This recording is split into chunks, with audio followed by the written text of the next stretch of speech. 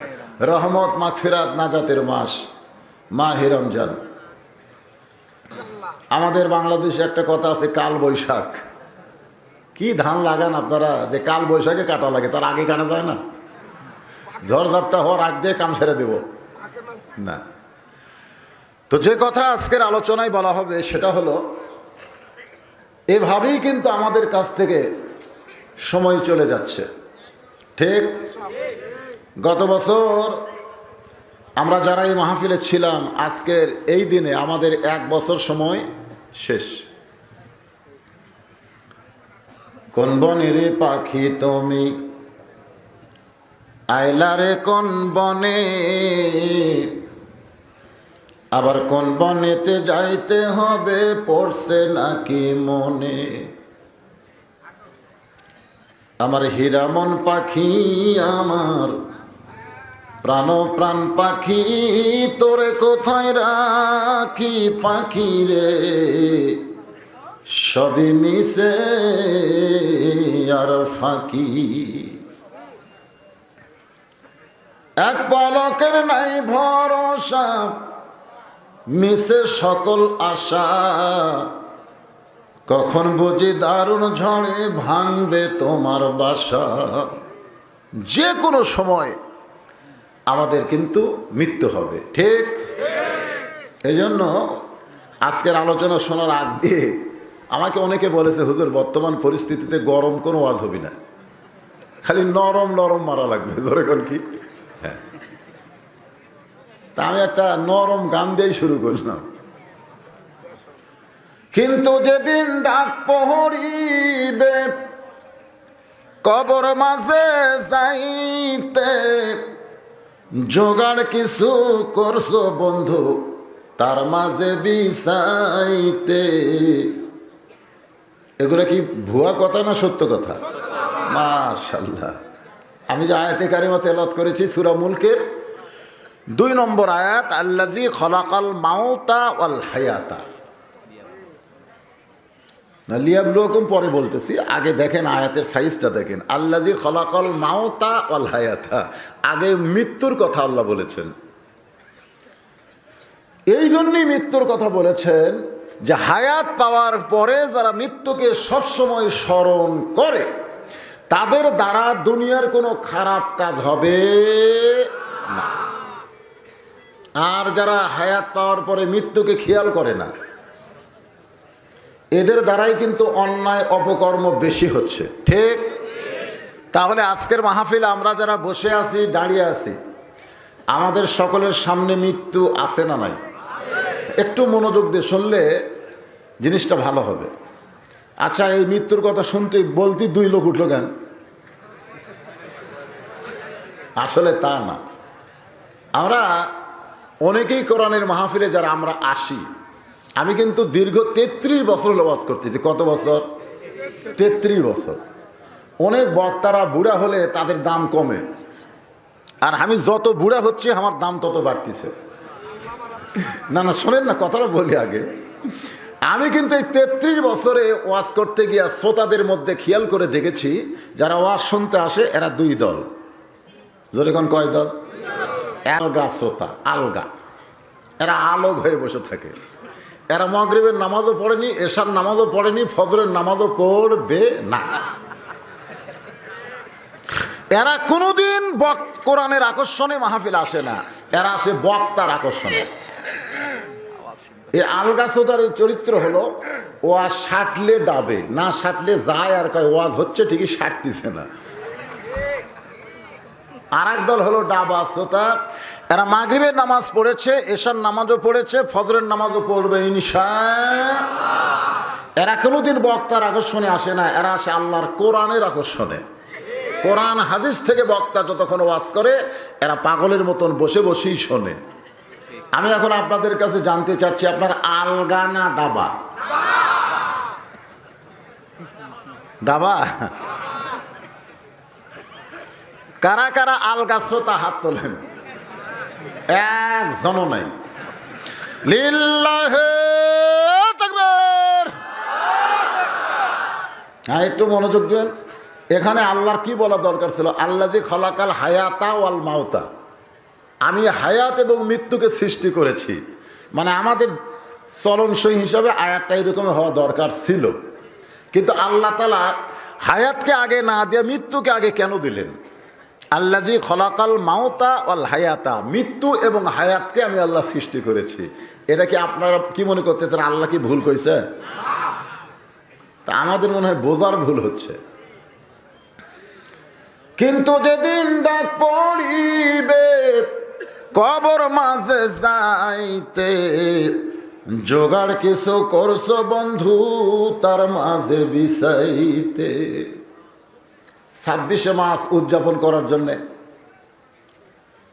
গোটা পৃথিবী থেকে বহু দেশের রাষ্ট্রনায়ক আমাদের বাংলাদেশে আসবে, আপনারা জানেন। হ্যাঁ, কি হবে? স্বাধীনতা দিবস উদযাপন হবে। আমি স্বাধীনতা দিবস সম্পর্কে কোরআনের একটা ছোট্ট সূরা তেলাওয়াত করব। ইজা জা নাসরুল্লাহি ওয়াল ফাত ওয়া রাআইতান নাসা ইয়াদখুলুনা ফি দীনিল্লাহি আফওয়াজা ফাসাব্বিহ বিহামদি রাব্বিকা ওয়াস্তাগফির ইন্নাহু কানা তাওয়াবা। আপনারা বলেন তো এই সূরা কখন নাজিল হয়েছে? ও জানা নাই। এই সূরা কিন্তু বিজয়ের সূরা, যেদিন মক্কা বিজয় হলো। সুবহানাল্লাহ বলেন। মক্কা যখন বিজয় হলো তখন আল্লাহ তাআলা এই সূরা নাজিল করেছে। এই সূরার নাম হলো নসর, সূরা নসর। আমাদের বাংলাদেশের অনেক লোকেরা বলে ভারত যদি আমাদেরকে সহযোগিতা না করত আমরা বাংলাদেশ স্বাধীন হতে পারতাম না। এটা কিন্তু অনেকে বলে, বলে কি বলে না? আসলে ভারত সাহায্য করছে না আল্লাহ করছে? কিন্তু অনেকে কিন্তু আল্লাহর কথা কয় না। মক্কা যখন বিজয় হয়ে গেল, আপনারা কিন্তু সকলে মৃত্যুকে সামনে নিয়ে ওয়াজ শুনবেন। কে কোন দল করেন সেটা ভিন্ন কথা। আমি যে দলই করি, যে দলই ক্ষমতা থাক, আমি বলবো কোনো দল ক্ষমতায় নাই, ক্ষমতায় আমার আল্লাহ আছে। যখন কথা ঠিক কিনা? এইটাকে খেয়াল রেখে রাত 10:30টায় আমি ওয়াজ শুরু করলাম, একটু মনোযোগ দিয়ে শুনবেন। বুঝলেন তো কথাটা? আমরা কে কোন দল করি সেটা পরের কথা। আমরা যে মুসলমান এই ব্যাপারে কোনো সন্দেহ নাই। যদি সন্দেহ থাকে তাদের মধ্যে একটু ইস-বিস হবে। এখন আসেন, এই সূরাটা নাজিল হয়েছে মক্কা বিজয়ের দিনে। সুবহানাল্লাহ করেন না কেন?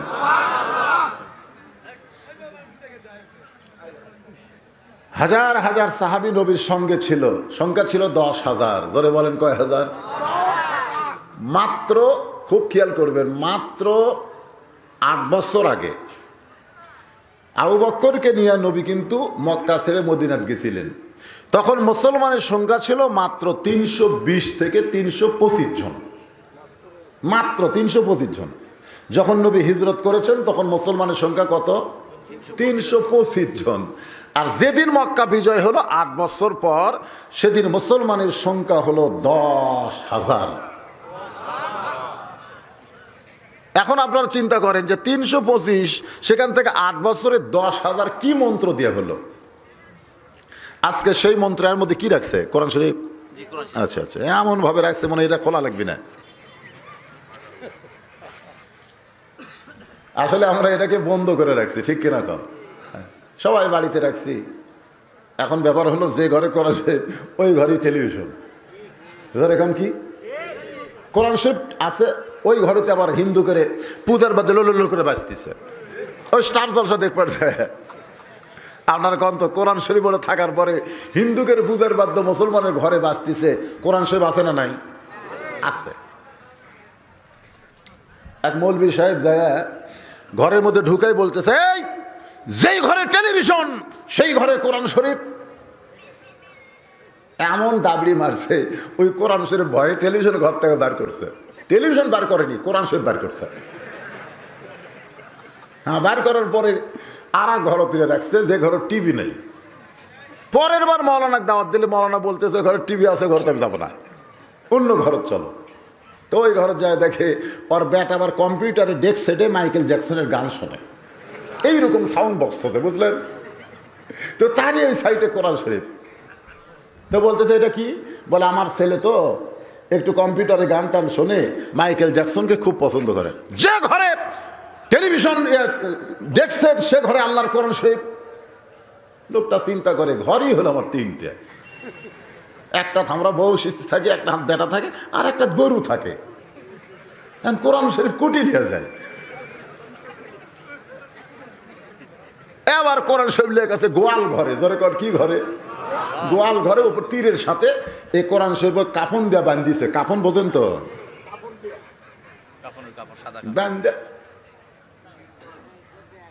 কি বুঝলেন?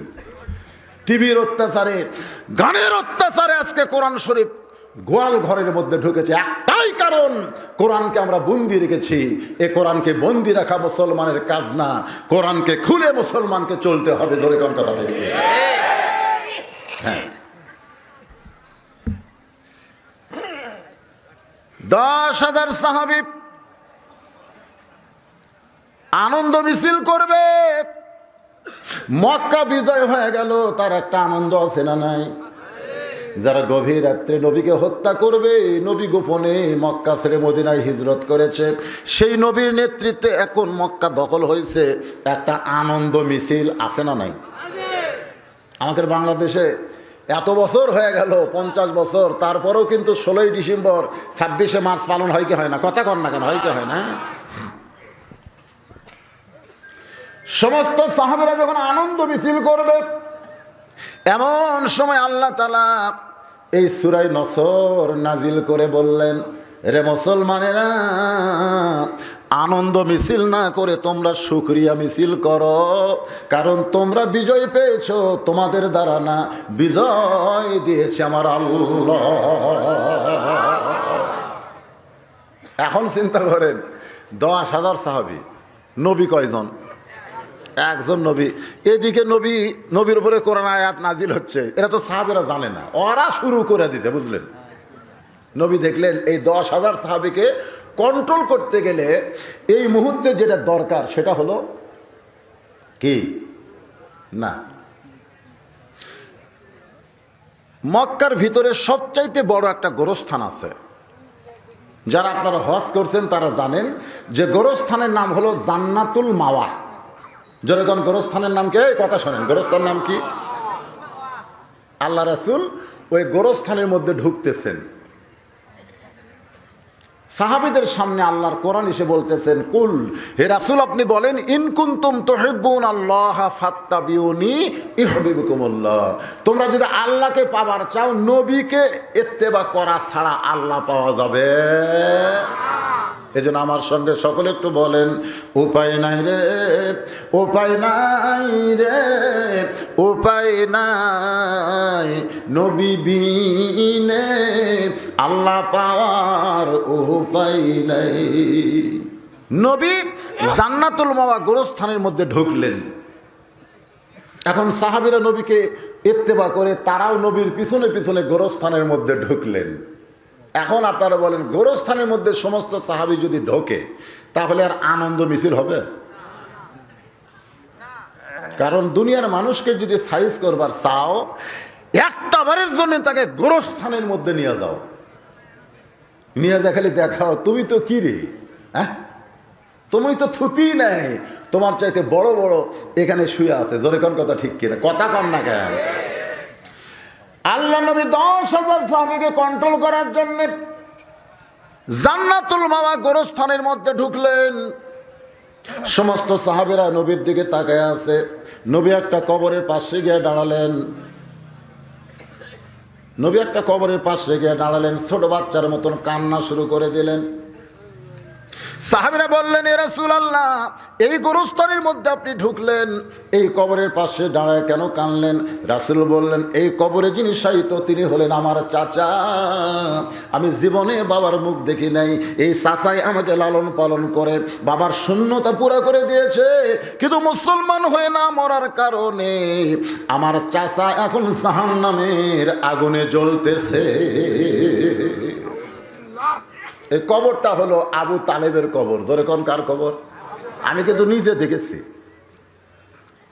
আবু তালেবের কবর থেকে মাত্র 33 মিটার সবুজ রঙের বেড়া দিয়ে একটা কবর আছে, যে কবরটা হলো মা খাদিজার কবর। সুবহানাল্লাহ। ওই কবরের পাশে এসে রাসূল দাঁড়ালেন। এতদিন কিন্তু খাদিজার কবরে রাসূল আসতে পারেন নাই, কারণ হিজরত করে মদিনায় গেছেন, আসা সম্ভব হয় নাই।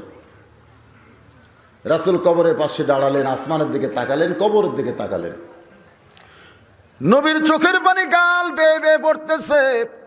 সমস্ত সাহাবীরা বললেন, ইয়া রাসূলুল্লাহ, আগে যে কবরের পাশে দাঁড়ালেন আপনি খুব বেশি কাঁদলেন, কিন্তু এই কবরের পাশে দাঁড়ালেন আপনার চোখের পানি গাল বেয়ে বেয়ে পড়তেছে। ও গাল, এই মাইকের সাউন্ড এরকম হলো কেন? কি করতেছে? কিছুই করনি? না না, কিছু করছে, তাছাড়া এরকম হবে কেন?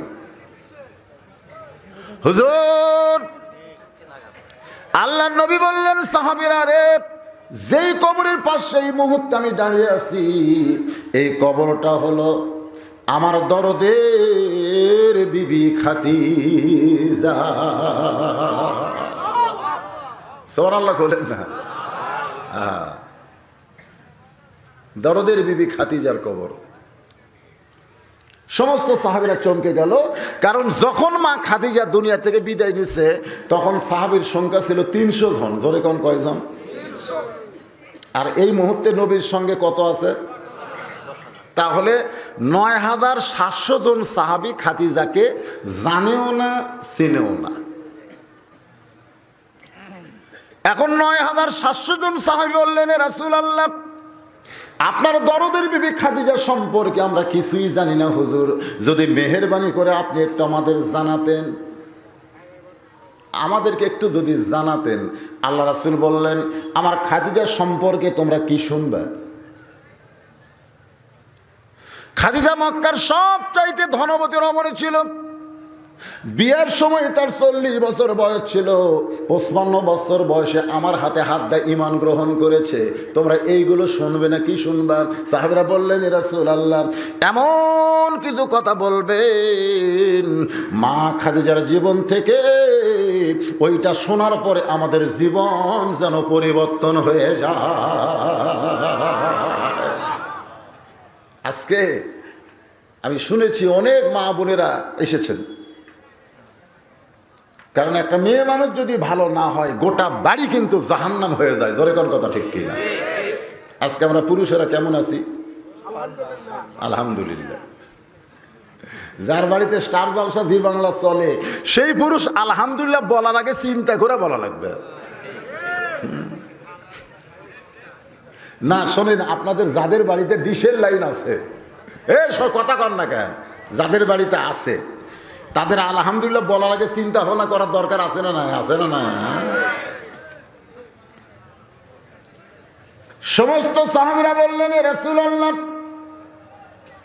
মা খাদিজার জীবন থেকে এমন কিছু কথা আপনি বলবেন যেই কথা শুনলে আমাদের জীবন পরিবর্তন হয়ে যায়।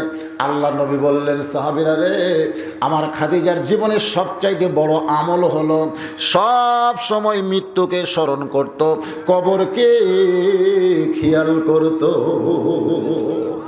সব সময় একটা মানুষের জীবনে সবচাইতে বড় আমল হলো মৃত্যুকে খেয়াল করা। আজকে আমরা নামাজে ধড়ফড় করি কেন জানেন? মরার কথা খেয়াল নেই। অথচ রাসূল বলেছেন, তুমি যখন মসজিদে পা দিবে মনে করবা ওইটাই তোমার জীবনের শেষ নামাজ। আর হয়তো নামাজ পড়ার সময় নাও পেতে পারো, তো জীবনের শেষ নামাজ মনে করে চিন্তা করো তো কিভাবে পড়বা? লাফালাফি করবা? একটু নামাজের মধ্যে খুশু খুজু আছে না নাই? জোরে কোন আছে না নাই?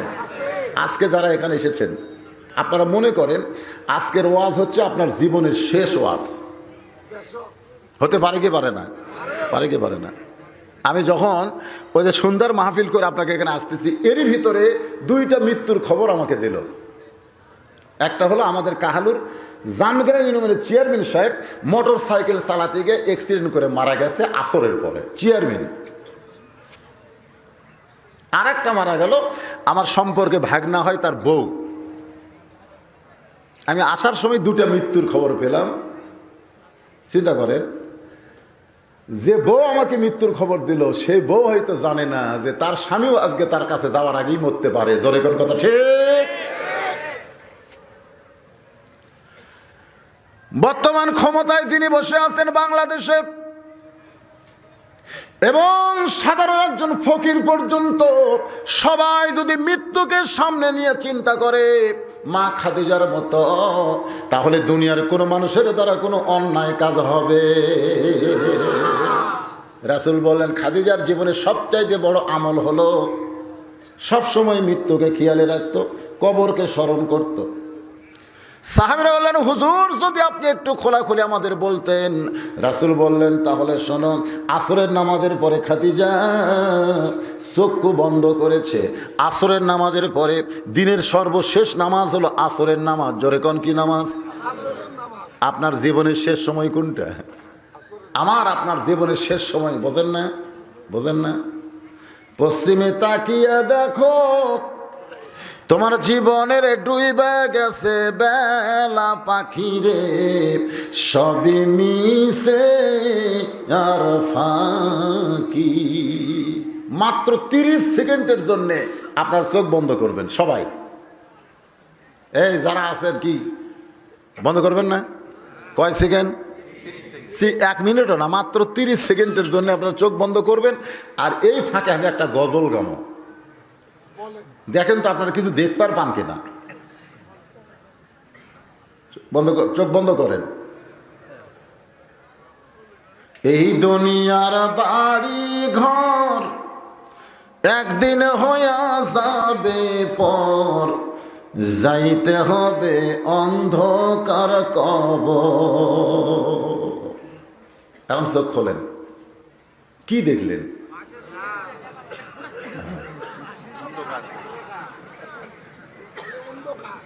খালি অন্ধকার দেখছেন।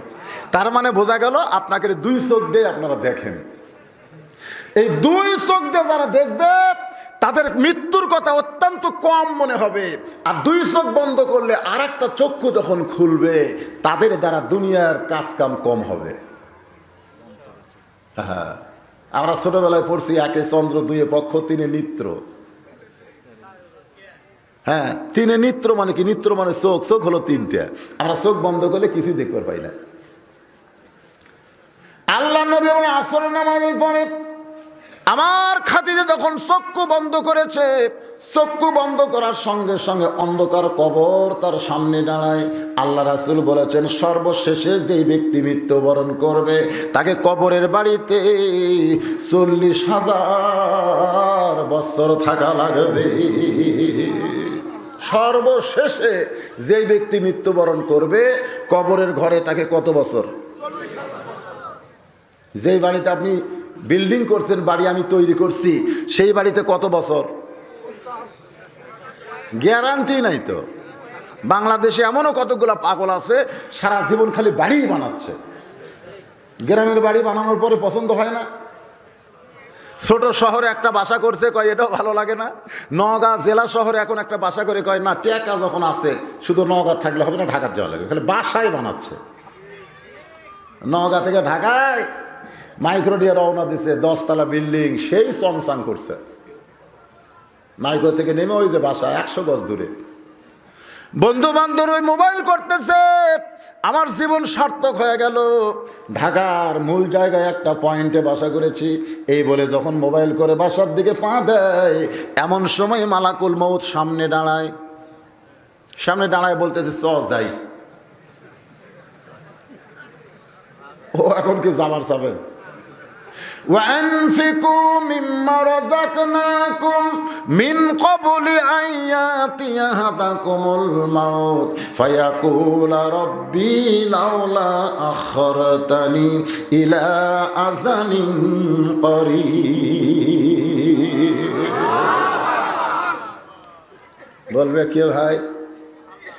না না না, ওই লোকটা বলবে আজরাইলকে। আপনিও বলবেন, আমিও বলবো। কে ভাই? 10 তলা বিল্ডিং এ উঠতে চাই, তুই কোথায় নিয়ে যাবার চাস? বলে আমার নাম হলো মালাকুল মউত আজরাইল। দুনিয়ার বাড়ি বানাইতে বানাইতে তোর মরার কথা খেয়ালই নেই। আজকে আমরা এমন পাগল আছি না নাই, জোরে কোন আছি না নাই? মা খাদিজা বলতেছে, রাসূলুল্লাহ, সর্বশেষে যেই ব্যক্তি কবরে যাবে তাকে 40,000 বছর থাকা লাগবে। যেই কবরে কোনো জানলা নাই, দরজা নাই, খেতা নাই, বালিশ নাই, কোনো বন্ধু বান্ধব কেউ নাই, সেই কবরে আমি 40,000 বছর কেমনে থাকবো জানতে চাই। রাসূল খাদিজার কপালে চুমোতে বলেন, খাদিজা, ওই আল্লাহর শপথ করে বলতেছি, ঈমান গ্রহণ করার পরে আপনি আল্লাহর সঙ্গে যে সম্পর্ক গড়ে তুলেছেন, আল্লাহ আপনার কবর কে জান্নাত বানায়া দিবে। লিল্লাহে তাকবীর। এই কথা যদি রাসূল না বলতো তাহলে আমাদের অবস্থাটা কি হতো? দেখছেন আল্লাহ রাসূল কত বড় একটা দামি কথা বললেন, যে আপনি ঈমান গ্রহণ করার পরে আল্লাহর সঙ্গে যে সম্পর্ক গড়ে তুলেছেন, আল্লাহ আপনার কবর রাখবে না, ওই কবর জান্নাত বানায়া দিবে। এখন আপনারা বলেন, ঈমান গ্রহণ করার পরে আল্লাহর সঙ্গে সম্পর্ক করতে গেলে 1 নম্বর যে জিনিসটা লাগবে তার নাম কি? এখানে কিন্তু আল্লাহ বলতেছেন, লিয়াবলুয়াকুম আইয়ুকুম আহসানু আমালান, তোমাদেরকে পরীক্ষা করা হবে সুন্দর আমলের জন্য। এই সুন্দর আমল করতে গেলে সুন্দর একটা পরিবেশ লাগবে। সুন্দর একটা পরিবেশ যদি তৈরি করতে চান, সুন্দর একটা সমাজ লাগবে। সুন্দর একটা সমাজ যদি বানাবার চান, সুন্দর একটা রাষ্ট্র লাগবে। সুন্দর একটা রাষ্ট্র যদি বানাবার চান, তাহলে ইংরেজদের আইন দেওয়া হবে না, মানুষের আইন দেওয়া হবে না। সুন্দর রাষ্ট্র বানাতে গেলে আল্লাহর সুন্দর কোরআনের দরকার। জোরে বলেন ঠিক কিনা? ভাইজান, আজকে কোরআনের অবস্থা কি? এখানে আসার সাথে সাথেই সভাপতি সাহেব আমাকে বলতেছে, হুজুর কোরআনের একটা ঘর করা লাগবে। হায় হায় রে, প্রাইমারি 4 তলা হতে পারে, একটা প্রাইমারি খোলা নাই, সব বন্ধ। হেড স্যারকে জিজ্ঞাসা করলাম খবর কি, বলে আরো 1 মাস বেড়ে গেছে, মানে ছুটি আরো 1 মাস বেড়ে গেছে। তো টেনশন নাই, 2 তারিখে বেতন পাই। দেখছেন, আমাদের বাংলাদেশে করোনা কম হওয়ার কারণ হলো এই হাফেজি মাদ্রাসা খুলে দেওয়া। তাহলে প্রাইমারির তলে এই মাদ্রাসাগুলো যদি বন্ধ থাকতো, গোটা বাংলাদেশে করোনা মহামারী হয়ে যেত। তোর কোন কথা ঠিক? আপনারা জানেন এই বাচ্চারা কি করে জানেন? আমার তো মাদ্রাসা আছে, আমি জানি তো। প্রত্যেক দিন হুজুর 5 ওয়াক্ত নামাজে এই বাচ্চাদের নিয়ে দোয়া করে, আল্লাহুম্মা ইন্নী আউযু বিকা মিনাল বারাস ওয়াল জুনুন ওয়াল জুজাম ওয়া মিন সাইয়িল আসকাম। সুবহানাল্লাহ বলেন। সরকারের বুদ্ধি ভালো যে এই মাদ্রাসাগুলো খোলার অনুমতি দিয়েছে, বেতন দেখবা না দেখ, আলহামদুলিল্লাহ। কি কর, খালি যদি এটাও গোয়ারকে করে বন্ধ থলো হলে, আর এই কোরআনের মাহফিলগুলো যদি বন্ধ করে দেয়, করোনা আবার ব্যাক করবি। জোরে কোন কথা ঠিক কিনা? আবার ব্যাক। ব্রাজিলে কিন্তু আবার ব্যাক করছে। গতকাল 2300-র উপরে ব্রাজিলে মানুষ মরছে, ওই ব্যাক করছে আবার। এই বাংলাদেশও ব্যাক করবি। কতগুলো সায়েন্সের কথা শুনে সরকার আবার মাহফিলগুলো বন্ধ করবার চায়। এ বন্ধ করার দরকার নাই, চলুক। তোমাকে প্রাইমারি হাই স্কুল এগুলো বন্ধ থাকে, এগুলো এ হচ্ছে নাপাকের কারখানা। জোরে কোন কথা ঠিক কিনা? প্রাইমারি একটা ছেলেও পেশাব করে পানি দেয় না, সব নাপাক। তো নাপাকগুলো বন্ধ থাক আর পাকগুলো চালু থাক। জোরে কোন কথা ঠিক কিনা? আল্লাহর নবী বললেন, খাদিজা, ঈমান গ্রহণ করার পরে আপনি আল্লাহর সঙ্গে যে সম্পর্ক গড়ে তুলেছেন, আল্লাহ আপনার কবরকে জান্নাত বানায় দিবে। মা খাদিজা বলতেছে, ইয়া রাসূলুল্লাহ, আপনার কথা আমার বিশ্বাস হয়, সুবহানাল্লাহ, কিন্তু আপনার কাছে যদি কিছু চাই আপনি কি আমারে দিবেন না?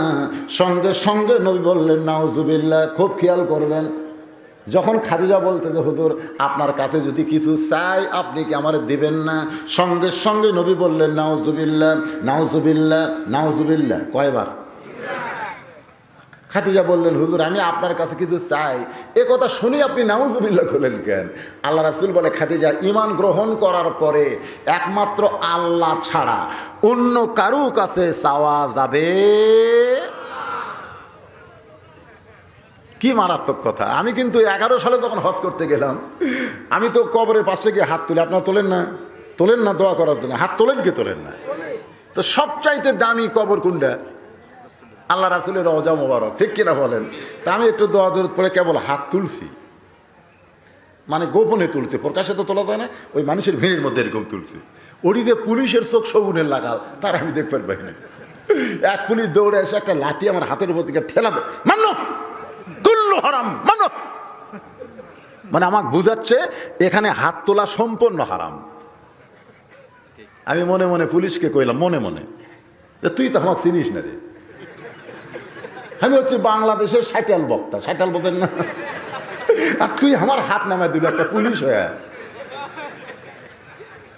কিন্তু আমার ইমান বলতেছে, মাওলানা তুমি যত বড়ই মাওলানা হও না কেন, তুমি বাংলাদেশের মাওলানা, তোমার ইমানের চাইতে মদিনার পুলিশের ইমান ভালো। আমি তখন চিন্তা করলাম যে আমার মতন এত বড় মাওলানা, আমার ইমান ভেজাল আছে, আর পুলিশের ইমান ভালো, কারণ কি? এই নিয়ে চিন্তা করার দরকার আছে না নাই? আমি চিন্তা করে দেখলাম বাংলাদেশে যে আইন চলতেছে, যার জন্য আমার ইমানও হচ্ছে ভেজাল, আর সৌদি আরব মদিনায় যে আইন চলতেছে সে আইনে কোনো ভেজাল নাই, যার কারণে তাদের ইমানটাও ভেজাল হয়নি। জোরে কণ্ঠে আল্লাহ রাসূল বললেন, খাদিজা কেবলমাত্র আল্লাহ ছাড়া অন্য কারো কাছে চাওয়া যাবে না, এমনকি নবীর কাছেও চাওয়া জায়েজ। তাহলে পীরের কাছে, ও যে তাহিরি কইছে আল্লাহর ধন নবীকে দিয়া, আল্লাহ গেছে গায়েব হইয়া, নবীর ধন খাজা পাইয়া শুইয়া আছে আজমিরে, কেউ ফিরে না খালি হাতে, খাজারে তোর দরবারে। এই দুই একজন নাউজুবিল্লাহ যারা খোলেন, বাদ বাকি কি আপনার তাহেরি? হ্যাঁ, দুই একজন নাউজুবিল্লাহ খোলেন কেন? ইয়াকা নাবুদু ওয়া ইয়াকা নাস্তাইন, ইবাদত করি কার? তাহলে সাহায্য চাইবো কার কাছে? আল্লাহ ছাড়া অন্য কারো কাছে চাওয়া যাবে? একটু মনোযোগ দিয়ে শুনবেন। খাদিজা বললেন, ইয়া রাসূলুল্লাহ আপনার কাছে যা চাইবো তা যদি আল্লাহর না থাকে তাহলে আল্লাহ দিবে কোত্থেকে? আপনারা বলেন তো, ইরির ধান কার আছে? বান্দার আছে না আল্লাহর আছে? ইরির ধান আল্লাহর আছে। তাহলে হুজুরাই মাহফিল দেখিলাম, আপনারা তাহাজ্জুদ পড়ে খান আল্লাহ কবেন, আল্লাহ এবারে 100 মণ ইরির ধান চাই, আল্লাহ 100 মণ ইরির ধান চাই, আল্লাহ দিবে কোত্থেকে? শোনেন শোনেন, আগে শোনেন, আপনাদের মধ্যে মনে হয় চিন্তা হচ্ছে কি করি রে। খাদিজা বললেন, রাসূলুল্লাহ আপনার কাছে যা চাবো তা যদি আল্লাহর না থাকে। নবী চমকে বললেন, খাদিজা আল্লাহর নাই এ কথা বলাও যাবে না। খাদিজা বলে, হুজুর হিসাব করে দেখেন আপনার যা আছে আল্লাহর তা নাই। নবী চমকে বলে, আমার কি আছে আল্লাহর নাই? খাদিজা বলতেছে, আপনার বাপ আছে কিন্তু আল্লাহর বাপ নাই, আপনার মা আছে কিন্তু আল্লাহর মা নাই, আপনার বউ আছে কিন্তু আল্লাহর বউ নাই, আপনার সন্তান আছে কিন্তু আল্লাহর সন্তান নাই, এমনকি আপনার মৃত্যু আছে কিন্তু আল্লাহর মৃত্যু নাই। নবী বলতেছে, খাদিজা এতগুলো আল্লাহর নাই, আমি তো খেয়াল করিনি। খাদিজা বলতেছে, হুজুর আপনি খেয়াল করবেন কোত্থেকে? কারণ আপনার জ্ঞান তো, আর আমার জ্ঞান তো খেলা আল্লাহ প্রদত্ত না, আউট জ্ঞান, গোয়েন্দারি জ্ঞান, বুঝলেন না? আজকে মৌলানাদের কাছে আপনি কি পাবেন? একটা সিটার বাটপারের কাছে বহু ধরনের জ্ঞান আছে, যেরকম আছে না, যেরকম আছে না। তো নবী কি মা ইয়ান্তিকু আনিল হাওয়া ইন হুয়া ইল্লা ওয়াহয়ু ইউহা, আল্লাহর কাছ থেকে নবী যা পাইছে এর বাহিরে নবী একটা কথাও বলে নাই। ওগো আল্লাহর নবী আপনার কাছে যা চাইবো তা যদি আল্লাহর না থাকে তাহলে কেমনে দিবে? নবী চমকে বলে, তুমি আমার কাছে কি চাইবা যেটা আল্লাহর নাই? খাদিজা বলে, হুজুর সর্বসাকুল্যে চাওয়া হলো আমার তিনটা। 1 নম্বর চাওয়া হলো যে কোরআন শরীফ আল্লাহ আপনার প্রতি নাজিল করেছে, আপনি গারে হীরার মধ্যে দীর্ঘদিন সাধনা করার পরে কোরআনের 5টি আয়াত যখন আল্লাহ আপনার প্রতি নাজিল করলো, আয়াতের প্রথম শব্দ হলো ইকরা। জোরে কোন কি? বোঝেন? একরা। ফেরেশতা জিবরাইল কিন্তু নবীকে প্রথম বলেছিল একরা, আপনি পড়েন। নবী কি বলেছিল আপনারা জানেন? এই যে আমরা তাফসির করি, পারি না। নবী বলেছেন ইন্নী বইস্তু মুআল্লিমান, আল্লাহ আমাকে পারি না করার জন্য পাঠাইনি। না, নবী কিন্তু নিজেই বলেছেন আল্লাহ আমাকে শিক্ষক করে দুনিয়াতে প্রেরণ করেছে। সুবহানাল্লাহ। আসলে নবী কি কইছে শোনেন। নবী বলছেন পড়বো না, জিবরাইল বলতেছে একরা পড়েন। নবী বলতেছেন পড়বো না, ফেরেশতা জিবরাইল বলতেছেন কেন পড়বেন না?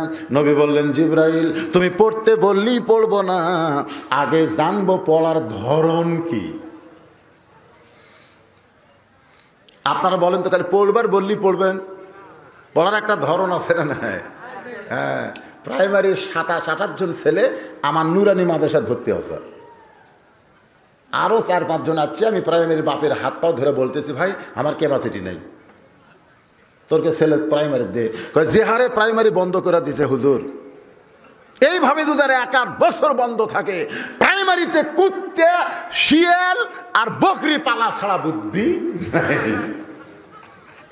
আমি দোয়া করি আল্লাহর 1-8 বছর করোনা দেওয়া, আল্লাহ প্রাইমারিগুলো সব বন্ধ থাক, আর ওই বাচ্চাগুলো সব কোরআনের মাদ্রাসায় চলে আসে। জোরে কর কথা ঠিক কিনা? আমার এখানে যারা ভর্তি হয়েছে আমি বললাম আবার যদি প্রাইমারি খোলে তোরা যাবি না? তখন এক ছাত্র বলতেছে হুজুর যে প্রাইমারির পেশাবখানার যায় দেখি স্যার খাড়া হয়ে পেশাব করে, ওই কুত্তের স্কুলে আর জামো।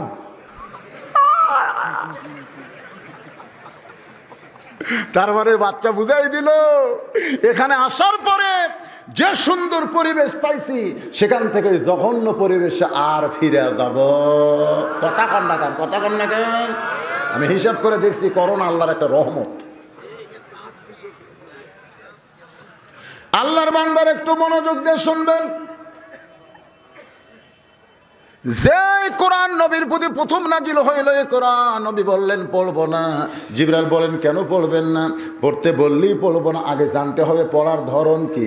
ফেরেশতা জিবরাইল বললেন বিইসমি রাব্বিকাল্লাযী খলাক, আপনি সে আল্লাহর নামে পড়েন যে আল্লাহ আপনাকে সৃষ্টি করেছে। নবী বললেন জিবরাইল আমার কোনো আপত্তি নাই, আমি আল্লাহর পড়াটাই শুধু পড়তে চাই। আজকে আমাদের বাংলাদেশে প্রত্যেকটা সন্তানকে শিক্ষার শুরুতে আল্লাহর কোরআনের শিক্ষা দেওয়ার দরকার আছে না নাই? প্রাথমিক শিক্ষা হলো আল্লাহর কোরআনের শিক্ষা। প্রত্যেকটা হাফিজে মাদ্রাসাকে বর্তমান সরকার সরকারি করা দরকার। জোরে কোন কথা ঠিক কিনা? সরকারি করা দরকার, নানা ধরনের সুযোগ দেওয়া দরকার। কিন্তু সুযোগ তো উল্টে।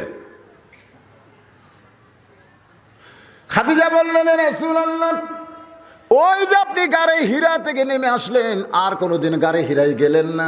আমি দেখেছি আপনি যেই জুব্বা পরে দীর্ঘ 3.5 বছর পর্যন্ত সাধনা করেছেন, ওই জুব্বাটা খুলে আপনি যত্ন করে রাইখা দিয়েছেন। আমি খাদিজা যেদিন মরে যাব ওই গাড়ি হীরার জুব্বাটা আমার কাফনের কাপড় হিসাবে দিয়ে দিবেন। সুবহানাল্লাহ বলেন না? 2 নম্বর চাওয়া হলো আপনার পবিত্র হাত দিয়ে আপনি খাদিজার দেহখানা কবরের ঘরে নামায় দেবেন। আমার 3 নম্বর চাও হলো কবরে মাটি দেওয়ার পরে সবাই যখন চলে যাবে এমন সময় 2টা ফেরেশতা আসবে কবরে। আপনারা বলেন তো সেই 2 ফেরেশতার নাম কি? জানেন না? ফেরেশতা আসিয়া যখন জিজ্ঞাসা করিবে দিন কি তোমার মাবুদকে, বা তখন কি বলিবে। বাংলাদেশের আমি তো আগেকার 2 প্রেসিডেন্টকে দেখিনি। এই যে জিল্লুর রহমান যখন কবরে যাচ্ছে, এরশাদ চাচা যখন কবরে, আপনারা দেখেন নাই এরশাদ চাচা? বলে নাই? জিল্লুর রহমান তো প্রেসিডেন্ট থাকা অবস্থায় মারা গেছে। আমি নিজে দেখছি চ্যানেল আই এটিএন বাংলায় সরাসরি কবর দেওয়া দেখাচ্ছে। তাকে যখন কবর দিবে তার আগে একজন ঘোষক মাইকলে বলতেছে 5 স্তরের নিরাপত্তা আছে। কয় স্তরের? Army, RAB, BGB, police, answer বাহিনী, তোমরা কি প্রস্তুত? সঙ্গে সঙ্গে ওই 5 বাহিনীর লোকেরা রাইফেল উপর দিকে তুলে ঠাস ঠাস করে গুলি করলো। মুনকির নাকির বলতেছে আল্লাহ যে হারে নিরাপত্তা দেওয়া শুরু হলো আমরা কি ফেরত যাব? আপনাদের কি মনে হয় ফেরত গেছে? তাহলে সবাই একটু আমার সঙ্গে না পারলে গুনগুন গুনগুন করে করেন। ফেরেশতা আসিয়া যখন জিজ্ঞাসা করিবে দিন কি তোমার মাবুদকে, বা তখন কি বলিবে? আল্লাহ বিনে নাই রে মাবুদ, আল্লাহ বিনে নাই রে মাবুদ, জবানে তাই বলো রে বলো, মুখে আল্লাহ রাসূল সবে বলো, ও মুখে আল্লাহ রাসূল সবে বলো। সবাই কবরে মাটি দিয়ে যখন চলে যাবে, খাদিজা বলতেছেন আমার কবরে আল্লাহ মুনকির নাকির পাঠিয়ে দেবে। মুনকির নাকির যে 3টা প্রশ্ন করবে আমি উত্তর দিবার পারবো না, আমার পক্ষ থেকে আপনি উত্তর দিয়া দিবে। আপনি বলেছেন আমার কবর আল্লাহ জান্নাত বানায় দিবে, তারপরও এই 3টা চাহিদা যদি পুরা করেন, আজ থেকে আর কবরের চিন্তা করে আমি কোনোদিন কাঁদবো না। সঙ্গে সঙ্গে আল্লাহ রাসূল খাদিজার কপালে চুমা দিয়ে বললেন, খাদিজা ওই আল্লাহর শপথ করে বলতেছি, আমার আগে যদি আপনার মৃত্যু হয়, খুব খেয়াল করে শুনবেন, আমার আগে যদি আপনার মৃত্যু হয়, আপনার 3টা চাওয়াই আমি পুরা করব ইনশাআল্লাহ। তাহলে কে কখন মরবে এটা আল্লাহর নবীও, কিন্তু আমাদের মধ্যে কিছু লোক জানে না। আমি নড়াইল ওয়াজ করতে গেছি, ইতিমধ্যে পেপারের আমার হাতে দিচ্ছে, হুজুর দেখেন এই যে পেপারের হেডলাইন লেখা আছে ফাঁসির মিছিল করবার আসে মরে গেল। পেপারের হেডলাইন কি? ফাঁসির মিছিল করবার আসে মরে গেল। কি বুঝতেছেন? 2000 ছেলে গোটা নড়াইল 2 ঘন্টা ধরে মিছিল করছে, ফাঁসি চাই ফাঁসি চাই ফাঁসি চাই ফাঁসি চাই। যাওয়ার সময় মোটর সাইকেলে চড়ছে, এক মুরব্বী বলতে তো কে বাবা কিসের? বলে ফাঁসির মিছিল করে এখন বাড়ি যাচ্ছি। তোকে দেখে শোনা যাস। মুরব্বীর ওপর 2 যুবক চটে গেছে, তুই বুড়া মানুষ, তোমার চোখের পাওয়ার কম, তুমি দেখে যাও, আমাকে কি দেখা লাগবে? ওদের মোটর সাইকেল চালান থেকে মুরব্বীর একটা সন্দেহ হয়েছে। নড়াইল চৌরাস্তা আছে, চৌরাস্তা, আমি নিজে সেখানে ওয়াজ করি প্রত্যেক বছর। উত্তর দিক থেকে ওরা দক্ষিণ দিকে মোটর সাইকেল নিয়ে যাচ্ছে, তো পূর্ব দিক থেকে পশ্চিম দিকে হানিফ হাও ওমা আনা মিনাল মুশরিকিন, মানে হানিফ নামে একটা বাস আসতেছে। ধরে কোন কি বাস? হানিফ বাস। হানিফ বাস কিন্তু খুব কম দেখে, ওরা কিন্তু একবার চাঁড় উঠলে সহজে ব্রেক করে না, কথাটা বুঝলেন না ভাইজান? তো ওরা এই উত্তর দিক থেকে দক্ষিণে যাবে মোটর সাইকেল নিয়ে, চৌরাস্তার জাতি ওই হানিফ হাও মেরে দেয়। এখন পেপারের হেডলাইন হলো ফাঁসির মিছিল করবার এসে মরে গেল। তাহলে এখন বলেন কে কখন মরবে এটা জানে কে? আরো জোরে বলেন। যদি একটাবারেই চিন্তা করতাম তাহলে কোনোদিন আমরা কাউকে হুমকি দিবার পারতাম? তুই আমারে চিনিস, তুই আমারে চিনিস, আগামীকাল সকাল 10টায় তোকে সাইজ করবো, যা, আমার দল এখন ক্ষমতায় আছে রে, তোকে সাইজ করতে আমার কি লাগবে? এমন হুমকি মারছে ভাই, ওই ভয়ের ঠেলায় আর ঘুম ধরে, খালি ঘড়ি দেখতেছে আগামীকাল সকাল 10টা, আগামীকাল সকাল 10টা। রাত্রে আর ঘুম নাই তো, বউকে কান্দ খেন, বলে সকাল 10টায় আমাকে সাইজ করবে। বউ রাগ করে বলে দেশ কি মগের মুল্লুক নাকি? মেয়ে মানুষ তো বাইরে থাকে না, ওরা বাইরের খবরও জানে না। দেশ কি মগের মুল্লুক নাকি? হ্যাঁ, এ দেশে চেয়ারম্যান আছে, মেম্বার আছে, তাদের কাছে বিচার দাও। স্বামী মুসকি মুসকি হাসে, বউ বলে হাসেন কেন? বলে হাসার কারণ হলো যাই আমার হুমকি মারছে ওই চেয়ারম্যানেরই চামচা, যাই আমার হাত ভাঙবার চাচ্ছে 10টার সময় সাইজ করবি ওই চেয়ারম্যানের পাশেই ঘরে। না না, কাক বলতেছি সেটা না, কে চেয়ারম্যান সাহেব নাই? এক চেয়ারম্যান দিয়ে বাংলাদেশ চলে কি ভাই? এক চেয়ারম্যান দিয়ে চলে? তাহলে এক এক এলাকার চেয়ারম্যান এক এক সাইজের, অনেক চেয়ারম্যানের ভোটই লাগতেছে না, আর অনেক চেয়ারম্যানের জুত এক হয়ে যাচ্ছে। জোরে কোন কথা ঠিক করে?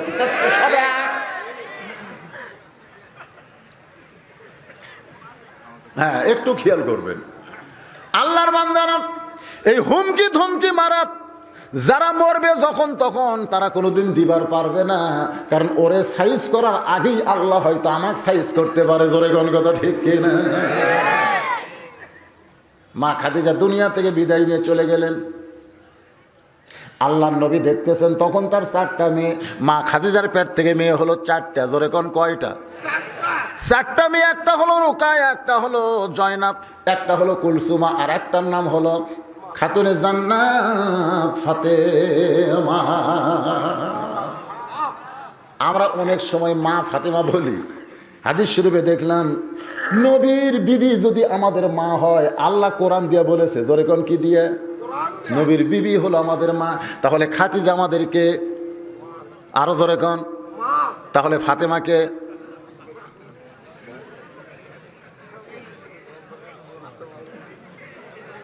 না মাও মাও মেও মাও, এটা এটা একটা সাজ লোকেরা।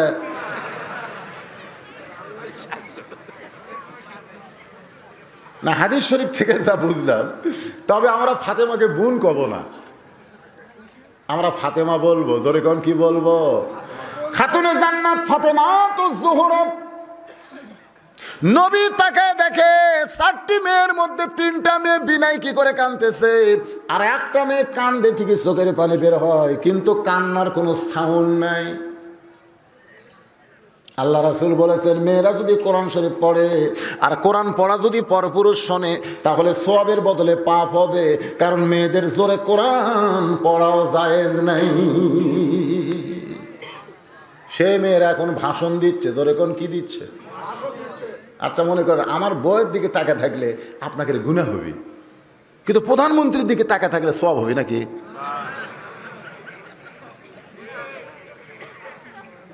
হাসতেছেন কেন? তাহলে এমন একজন প্রধানমন্ত্রী বানান দরকার, যার চেহারার দিকে তাকায় তাকে ভাষণ শুনলে কোনো পাপ হবে না।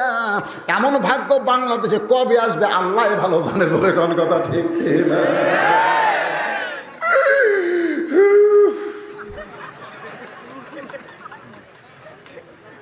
কিরে ভাই, দুঃখ না? আমাকে দুঃখ না? কঠিন দুঃখের মধ্যে আমরা পড়ে আছি, একটু মনোযোগ দিয়ে শুনবেন। নবী তাকায় দেখে 3টা মেয়ে বিনয় কি করে কাঁদতেছে, আমার মা মইরা গেল রে, কোথায় গেলে মাকে পাবো, বলে দাও না আল্লাহ রে, আমার মা মইরা গেছে রে। এরকম জোরে কান্দে কারা? মরদ না মেয়েরা? আমার এলাকার এক মেয়ে কাঁদতেছে, বাপ মরছে, আমার বাবা মইরা গেছে রে, মরার আগে খাট দিবার চাছিল, সেই খাট আমায় দিবি কে, হে আমার বাবা মইরা গেছে রে। বড় ভাই যায় হাত ধরে বলতেছে, কান্দিস না, বাপ মরে গেছে, খাট আমি দেবো, অসুবিধা কি? ও তখন সাইডে যা বলতেছে, মানুষ বুড়া হলে মরবি। দেখছেন? আমি মেয়েদের জন্য বলবো, মা যাদের জন্য কোরআন শরীফ জোরে তেলাওয়াত করা জায়েজ নাই, তারা জোরে কান্দা চলবে না। নবী 4টি মেয়ের মধ্যে একটা মেয়েকে ডাক দিল, ফাতেমা। সঙ্গে সঙ্গে ফাতেমা নবীর কাছে চলে আসে। নবী বলতেছেন, ফাতেমা তোমার মা দুনিয়া থেকে চলে যাওয়ার আগে আমারে ওসিয়ত করেছে। ওসিয়ত খুব খেয়াল করবেন, মৃত্যু ব্যক্তি ওসিয়ত করতে পারে। ফাতেমা বললেন, বাবা কি ওসিয়ত করছে? বলে 1 নম্বর ওসিয়ত হলো তোমার মাকে গোসল করান লাগবে। 2 নম্বর ওসিয়ত হলো তোমার মাকে কাফনের কাপড় পরান লাগবে। ফাতেমা বলতেছে, বাবা আমার আরও 3টা বোন আছে, ওই 3টা বোনকে সঙ্গে নিয়ে আমার মাকে গোসল করান যাবে না। রাসূল বললেন, তোমার মা শুধু তোমার কথা বলেছে, অন্য কাউকে সঙ্গে নেওয়া যাবে না। তোমার মাকে কাফনের কাপড় তোমাকেই পরাতে হবে, অন্য বোনকে সঙ্গে নেওয়া যাবে না। ফাতেমা বলতেছে, বাবা আমার আরও 3টা বোন থাকতে মা শুধু আমাকে কেন ওসিয়ত করলো? রাসূল বলতেছেন, এর ভিতরে মহান একটা শিক্ষা আছে। সুবহানাল্লাহ কোন? এখান থেকে আপনারাও শিক্ষা নেবেন যে আপনি মরে যাওয়ার আগে কিছু ওসিয়ত করবেন। কি ওসিয়ত? আপনি দুনিয়াতে একটা বাড়ি বানাচ্ছেন, যে বাড়িতে আপনি থাকার গ্যারান্টি নাই, 5 তলা একটা বিল্ডিং করতেছেন। আপনি বলেন তো যেমন তেমন মিস্ত্রি দিয়ে ওই বিল্ডিং করবেন? যেমন তেমন না, কারণ আপনি জানেন যে 5 তলা বিল্ডিং করতেছি, কমপক্ষে 50 লাখ টাকা খরচ হবে। এটা তুইয়া মুইয়া মিস্ত্রি দেখাওয়া নাই। একটা ভালো মিস্ত্রি কোথায় পাওয়া যায় খোঁজ করেন। তো দুনিয়ার যে বাড়িতে আপনি থাকতে পারবেন না, সেই বাড়ি বানাতে যদি ভালো মিস্ত্রি দরকার হয়, যেই কবরে 40,000 বছর আপনার থাকা লাগবে, সেই কবর বানানোর জন্য ভালো মিস্ত্রির দরকার আছে না নাই? কথা কার আছে না নাই? যাই মরুক ওরাই 5 জন, গোটা গ্রাম মিলে, গোটা এলাকা মিলে ওরা 5 জন চুক্তি নিছে। কেউ মরলি ওরাই যায়। মরার পরে যাই মরছে তার বেটাক যায় না, কাকু যা বলে, ভাই আমরা তো কবর খোলবার যাচ্ছি, আমরা কিন্তু 5 প্যাকেট সিগারেট চাই। তখন কি করবে?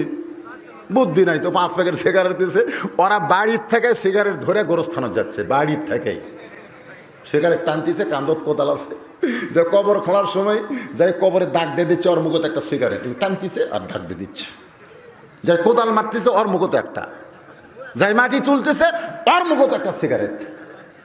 একটা ফেরেস্তা গোরস্থানের নাই, সব সাইডে যা খাড়া হয়ে আছে। আল্লাহ কয় খবর কি?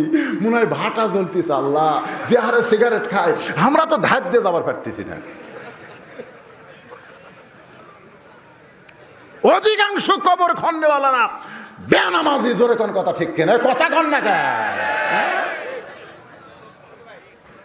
যেমন তেমন মানুষ যদি কবর খোঁড়ে, হয়তো বলবেন হুজুর কি হবে, তেমন কি হবে, মরে গেলেই তো শেষ। মরে গেলে শেষ না, মরে গেলে অন্য ধর্মের মানুষ শেষ বলতে পারে, কিন্তু মুসলমান বিশ্বাস করে মিনহা খালাকনাকুম, পড়েন মিনহা খালাকনাকুম অফিহা নুয়ুদিকুম অমিনহা নুখরিজুকুম তারাতান উখরা। রাসূল বললেন, ফাতেমা তোমার মাকে তুমি গোসল করাতে হবে, তোমার মাকে তুমি কাফনের কাপড় পরাতে হবে। এই 2টা মা তোমার ওসিয়ত করেছে। ফাতেমা বলতেছে, বাবা আমার মধ্যে মা কি দেখছে? এ কথা তো বলতে পারে যে আরো 3টা বোন একই মায়ের পেট থেকে হয়েছি, একই মায়ের পেট থেকে আমরা 4টা মেয়ে হয়েছি, কিন্তু মা 3 জনকে বাদ দিয়ে শুধু আমার কথা কেন বলতেছে? রাসূল বলতেছেন, ফাতেমা যেদিন তোমার ব্যাপারে তোমার মাকে আমি বলেছি, আল্লাহ তোমাকে খাতুনে জান্নাত ডিগ্রি দিয়েছে।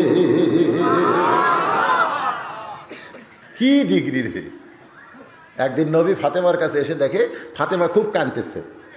কান্দার পরে নবীর কাছে এসে দাঁড়ায় বলতেছে, বাবা এত কষ্ট সহ্য করা যাবে না, বাবা এত গরিব লোকের সাথে আমাকে বিয়ে দিয়েছেন, আমার সংসার তো সেই রকম। সঙ্গে সঙ্গে রাসূল আসমানের দিকে তাকাই বললেন, ফাতেমা তুমি জানো আল্লাহর পরে কাউকে যদি সেজদা দেওয়ার হুকুম থাকতো, তাহলে এই মুহূর্তে তোমাকে বলা হতো আলীর পাঁওত সেজদা করো। সুবহানাল্লাহ কর না কেন? নবী তার মেয়ে বলতেছে। ফাতেমা চমকে গিয়ে বললেন, বাবা আল্লাহর পরেই যদি কাউকে সেজদা দেওয়ার হুকুম থাকতো, তাহলে স্বামীর পায়ে সেজদা করা লাগতো। নবী বললেন, এইটা আল্লাহ বাতিল করেছে। তবে শুনে নাও ফাতেমা, আল্লাহর পরেই মেয়েদের কাছে সবচাইতে দামি সেই ব্যক্তি হলেন তার স্বামী। 3-4 বছর পরে হযরত আলী নবীর কাছে এসে বলতেছি, ইয়া রাসূলুল্লাহ আপনি যে বাড়িতে যে কি মন্ত্র পড়ে দিচ্ছেন, আপনার মেয়ে এমন হয়েছে যে শত কষ্ট দিলেও আমার দিকে আর ভার করে তাকায় না, সবসময় হাসি মুখে তাকায় থাকে। জোরে করে সুবহানাল্লাহ। শোনেন, পেটে ভাত নাই, মুচকি মুচকি হেসে হয়তো আলীর কাছে ফাতেমা এরকম একটা ওড়না দিচ্ছে, ওগো স্বামী এই ওড়নাটা বিক্রি করে যা খাবার হয় একটু নিয়ে আসেন। আমার নিজের জন্য বলতেছি না, হাসান হোসেন 2 দিন হলে না খেয়ে আসে, তাদের জন্য কিছু একটু কিনা লাগবে। হযরত আলী ওড়নাটা নিয়ে যখন বাজারের দিকে যায়, চিন্তা করতেছে, বিবেক আছে তো, বিবেক বলতেছে আলী ওড়না তো বিক্রি করবি, কিন্তু যদি খরিদ্দার জিজ্ঞাসা করে কার ওড়না, যদি জিজ্ঞাসা করে তুই যদি বলিস আমার বইয়ের ওড়না, তখন খরিদ্দাররা বলবে, কোনো স্বামী যদি বইয়ের জিনিস বেচা খায় বুঝতে হবে সেই স্বামী দুর্বল স্বামী। আপনারা মনে হয় বইয়ের জিনিস বেচা খান, তাই না? কথা কর না কেন? একজন কাছে দুর্বল মানে ওই বেচে না। হযরত আলী এই ওড়নাটা এই পকেটের মধ্যে ঢুকাইছে, জামার জুব্বার পকেটের মধ্যে ঢুকে গোটা বাজার ঘুরতেছে। এমন সময় খরিদ্দার হযরত আলীকে সালাম দিয়ে বলতেছে, আলী ভাই আপনি মনে হয় কিছু বিক্রি করবেন। হযরত আলী চমকে যায়, আমার পকেটের মধ্যে জিনিস আছে আর আমি বিক্রি করব, এটা কেমন খরিদ্দার? তাকায় দেখে একটা ব্যাগ হযরত আলীর সামনে ধরেছে, পকেট থেকে ওড়না বের করে যখন ব্যাগের মধ্যে দেয়, আলী তাকায় দেখে খরিদ্দার একটাবারও ওড়নার দিকে তাকায় নাই। পকেট থেকে 6টা দিরহাম দিয়ে যখন চলে যায়, হযরত আলী চিন্তায় পড়ে গেলেন, জীবনে এমন খরিদ্দার কোনোদিন দেখলাম না। ওন্না হাত দিয়ে স্পর্শও করলো না, ওন্নার দিকেও তাকালো না, আবার ওন্নাটা ব্যাগের মাথা ধরে চলে যায় 6টা দিরহাম দিয়া। এক দৌড়ে চলে গেছে খাদ্যের দোকানে, দোকানদারকে ডাক দেয়া বলে, দোকানদার ভাই, আমার হাসান হোসেন 2 দিন হলে না খেয়ে আছে, এই 6টা দিরহামের যা খাবার হয় তাড়াতাড়ি প্যাকেট করে দাও। আমার মায়েরা যারা পর্দার অন্তর আছেন একটু মনোযোগ দিয়ে শুনবেন। একটা মেয়ে কত ধৈর্যশীলা হলে আল্লাহ তার খাতুনে জান্নাত ডিগ্রি দেয়। জোরগান সুবহানাল্লাহ। এমনি এমনি দিছে। আল্লাহ নবী বললেন, ফাতেমা, সেদিন থেকে তোমার মায়ের বড় লোভ হয়েছে। তোমার মা মরে গেলে তুমি যদি নিজের হাতে গোসল করায় দাও, ওই হাতের পরশে হয়তো আল্লাহ তাআলা তাকে একটা রহম করবে। এবার ফাতেমা নিজে একা একা, একটু মনোযোগ দিয়ে শুনবেন, মা খাদিজাকে গোসল করানোর পরে বাবার কাছে এসে বলতেছে, বাবা, মাকে গোসল করানো হয়েছে, এখন কাফনের কাপড় কিনে দেন। সঙ্গে সঙ্গে নবী আমার ওই জুব্বাখানা বের করে ফাতেমার হাতে দিয়ে বলে, মা, কোনো নতুন কাপড় কেনার দরকার নাই, এই জুব্বাটাই তোমার মাকে কাফনের কাপড় পরায় দাও। ফাতেমা কান্দার বলে, বাবা, মক্কার দোকানে কি নতুন কোনো কাপড় নাই? নতুন কাপড় না দিয়ে পুরাতন জুব্বা কেন দিচ্ছেন বাবা? ও বাবা, আমি সব সময় মায়ের কাছে থাকতাম, মায়ের কাছে থাকতে গিয়ে মায়ের জীবনের অনেক গল্প আমি জানি। সুবহানাল্লাহ। কোন যে মেয়েটা সব সময় মায়ের কাছে থাকে, মায়ের জীবনের গল্প জানে না? একদিন খাদিজা গল্পে গল্পে বলতেছে, ফাতেমা, আমার যখন বিয়ে হয়েছিল তুমি সেই খবর জানো? তো ফাতেমা চমকে বলতেছে, মা, আপনার যখন বিয়ে হয়েছিল তখন আমি কোথায় ছিলেন? তো খাদিজা চমকে বলতেছে, আরে তুই তো তখন জন্মই হসনি। তো জন্ম যদি না হয় তাহলে জানবো কেমনে? মানে এমন একটা মহব্বত মার মেয়ের ভিতরে গল্পে গল্পে বলেই ফেলেছে। এবার ফাতেমার আগ্রহ বাইরে গিয়ে বলতেছে, মা, তাহলে গল্পের মধ্যে অবশ্যই গুরুত্ব আছে। খাদিজা বলে, ফাতেমা, তোমার বাবার সঙ্গে যখন আমার বিয়ে হয়েছিল তখন তোমার বাবা আমার বাড়িতে রাখালি করত। যেই বলছে রাখালি করত, সঙ্গে সঙ্গে ফাতেমা চিৎকার করে বলতেছে, মা, বিয়ার গল্প শুনবো না, বিয়ার গল্প শুনবো না। খাদিজা বলতেছে, মা, রাগ করছিস কেন? বলে, আমার বাবাকে আপনি রাখাল কেন বলতেছেন? আল্লাহ রাসূল বলেছেন, ছেলের চাইতে মেয়েরা বাবাকে বেশি দয়া করে, ছেলের চাইতে মেয়েরা বাবাকে বেশি দয়া করে। আবার সেই বাবা সম্পদ দেওয়ার সময় মেয়েরে ফাঁকি দেয়। ঠিক 20 বিঘা 22 বিঘা সম্পত্তির মধ্যে 20 বিঘা ছেলে দিয়েছে আমার এলাকার খাদি সাহেব। 1 বিঘা মেয়েরে দিয়ে, বাকি 1 বিঘা বোক দিয়ে, ওই সাদা কাপড়ের এহরামের কাপড় নিয়ে যাচ্ছে আর বলতেছে, ভাই, কাকু ঠকায়নি, কাকু ঠকায়নি। তো কিভাবে? বলে, ছেলের 20 বিঘা দিছি, মেয়ের 1 বিঘা দিছি। আমার বউ সারা জীবন যে আমার সঙ্গে ছিল, ওরেও ঠকায়নি, 1 বিঘা দিছি। আপনারা বলেন তো ভাইজান, নিজের ইচ্ছা মতো দেওয়া যাবে না আল্লাহর কোরআন অনুসারে দেওয়া লাগবে? আজকে বাংলাদেশের অনেক বাবারা মেয়েদেরকে এভাবে ঠকায়। মনোযোগ দিয়ে শুনবেন। ফাতেমা বলতেছে, মা, আমার বাবা রাখাল ছিল। খাদিজা বলতেছে, মা, তাহলে বিয়ার গল্প কেমনে শুনবে? এত রাগ করিস কেন? ফাতেমারে বসে বলতেছে, ফাতেমা, আমি তখন মক্কার সব চাইতে ধনবতী রমণী ছিলাম, আর তোমার বাবা আমার বাড়িতে রাখাল ছিল। ফাতেমা বলতেছে, বাবা, মক্কার সবচাইতে ধনবতী রমণী হওয়ার পরে আমার রাখাল বাবার সঙ্গে আপনি কেন বিয়া বসলেন? খাদিজা বলে, ফাতেমা, তোমার বাবার মধ্যে এমন কিছু দেখেছি যেটা দেখার পরে আমি তাকে রাখালি চাকরি ক্যান্সেল করে আমার স্বামী হিসাবে গ্রহণ করেছি। ফাতেমা বলে, বাবা, আমার মা মক্কার সবচাইতে ধনবতী রমণী, আজকে মরে যাওয়ার সাথে সাথে আপনি তাকে ভুলে গেলেন। মক্কার দোকানে নতুন কোনো কাপড় না দিয়ে এই পুরাতন জুব্বা কেন দিবেন গো বাবা? আল্লাহ নবী বলেন, ফাতেমা, এই জুব্বা আমি তোমার মাকে দিচ্ছি না, মা, এই জুব্বা তোমার মা আমার কাছে চেয়েছে। ফাতেমা, এই জুব্বার মাহাত্ম্য কি? আল্লাহ রাসূল বলতেছেন, এই জুব্বা দুনিয়ার সাধারণ কোনো জুব্বা নয়, এই জুব্বার সঙ্গে আল্লাহর কোরআনের সম্পর্ক রয়েছে। লিল্লাহি তাকবীর। যার সঙ্গে কোরআনের সম্পর্ক থাকে তার দাম বাড়ে না কমে? আমাদের বাংলাদেশে যাদের সাথে কোরআনের সম্পর্ক তাদের দাম কম না বেশি? বেশি। কি কয়, একই ছেলের মাস্টার তিন মাস্টার এক ছেলে পড়ায়, এরকম লোক নাই? ইংরেজি মাস্টারকে মাস গেলে 2000 টাকা দেয়, ওই ছেলের বাংলা অঙ্ক মাস্টারকে 1500 টাকা দেয়, ওই ছেলেকে মসজিদের ইমাম 3 মাস হলে আরবি পড়ায়, এখন পর্যন্ত বেতন নেই। একই ছেলের 3 মাস্টারের উপরে একই বাপ। চিন্তা করছেন? ইংরেজি মাস্টারকে মাসের তারিখ পড়তেই বেতন দেয়, বাংলা অঙ্ক একই অবস্থা।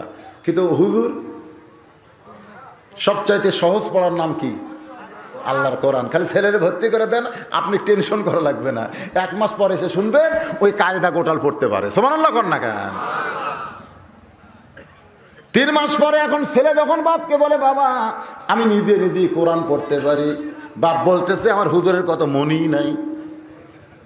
3 মাস পরে হুজুরের কাছে গিয়ে এখন বলতেছে, হুজুর এত কষ্ট করে আমার ছেলেকে কোরআন শিক্ষা দিলেন, আমি শুনেছি আল্লাহর কোরআন শিক্ষা দিয়ে হাদিয়া নেওয়া জায়েজ নাই।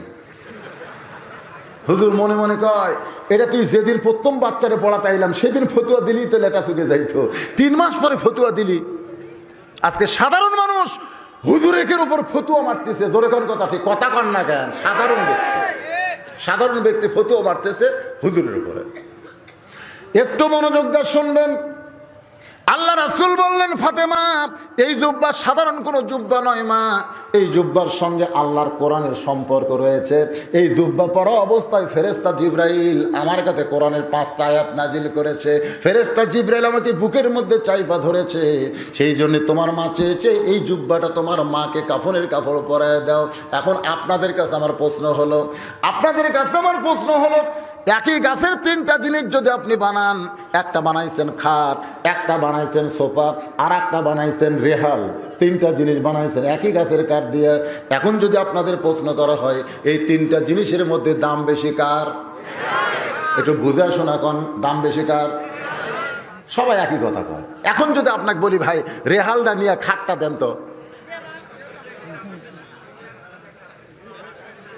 একজনও দিবেন না, এরা মুখে মুখে বলতেছে রেহাল নিয়ে খাটটা দেন তো, তখন বলবেন না হুজুর রেহাল নিয়ে খাট দেওয়া যাবে না। তাহলে মুখে মুখে দাম কইলেন, অন্তরে কেন স্বীকার করলেন না? এখন আমরা বলবো খাটের দাম বেশি, সোফার দাম বেশি, কিন্তু রেহালের সম্মান বেশি। রেহালের সম্মান বেশি না কম? আপনি খাটে যখন ওঠেন, আপনার পা যদি খাটের ওপর পড়ে কোনোদিন চিন্তা হয়? সোফার উপরে বসেন, পাও তুলে, কোনো টেনশন আছে? কিন্তু রেহাল কোরআন শরীফ এরকম নিচ্ছেন, নেওয়ার সময় একটু টান দিচ্ছেন, রেহাল হঠাৎ আপনি কিন্তু ইচ্ছা করে না, হঠাৎ আপনার পায়ের কাছে পড়ে গেছে, আপনি তুলে 2টা চুমা খাচ্ছেন। রেহাল বলতে যে কে রে খাট, কে রে সোফা, একই গাছের মধ্যে ছিলাম, তোর কে খবর কি? আমি পায়ের কাছে পড়লি আমার তুলে চুমা খায়।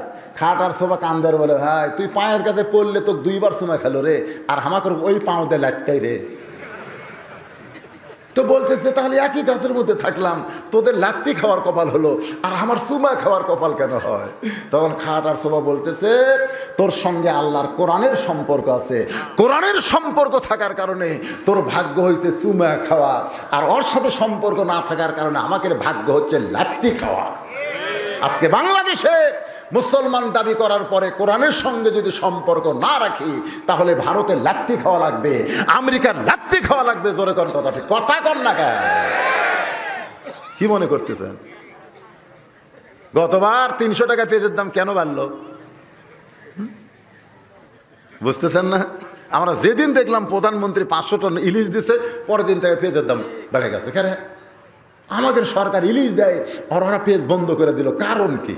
অনেকে বলল ইলিশ পাক করবার গেলে যে পেঁয়াজ লাগবে, এই জন্য ভারত বন্ধ করছে।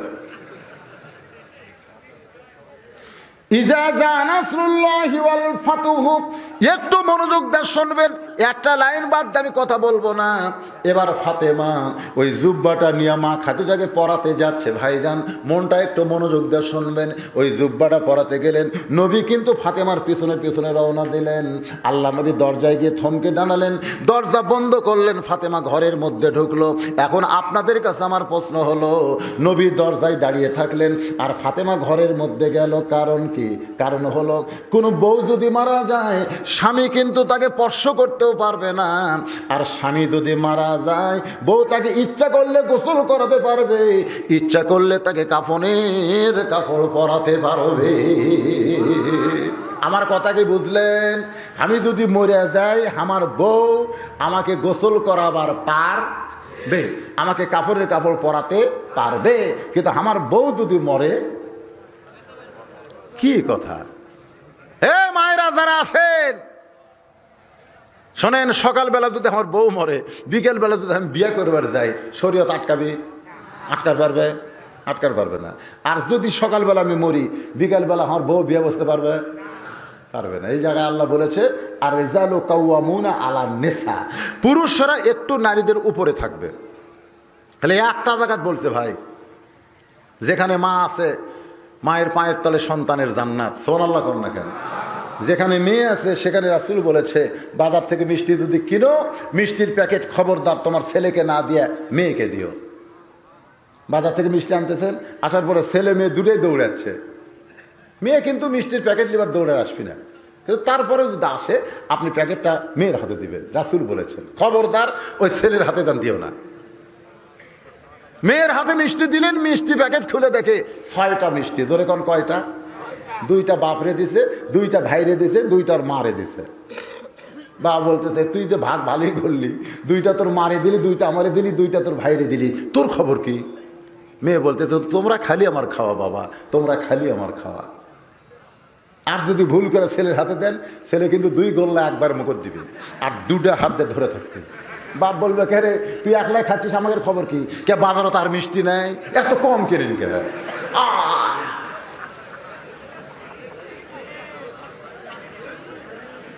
ছেলেদের চাইতে মেয়েদের কথা ইসলাম বেশি বলেছে, আবার বাপের চাইতে মায়ের কথা ইসলাম দিয়েছে, দাম দিয়েছে। ধরে কোন সুবহানাল্লাহ। খালি এক জায়গা, খালি স্বামী আর বউ, এই জায়গাতে একটু আল্লাহ স্বামী ওপর থসে, তাতে ওরকে কি রাখ।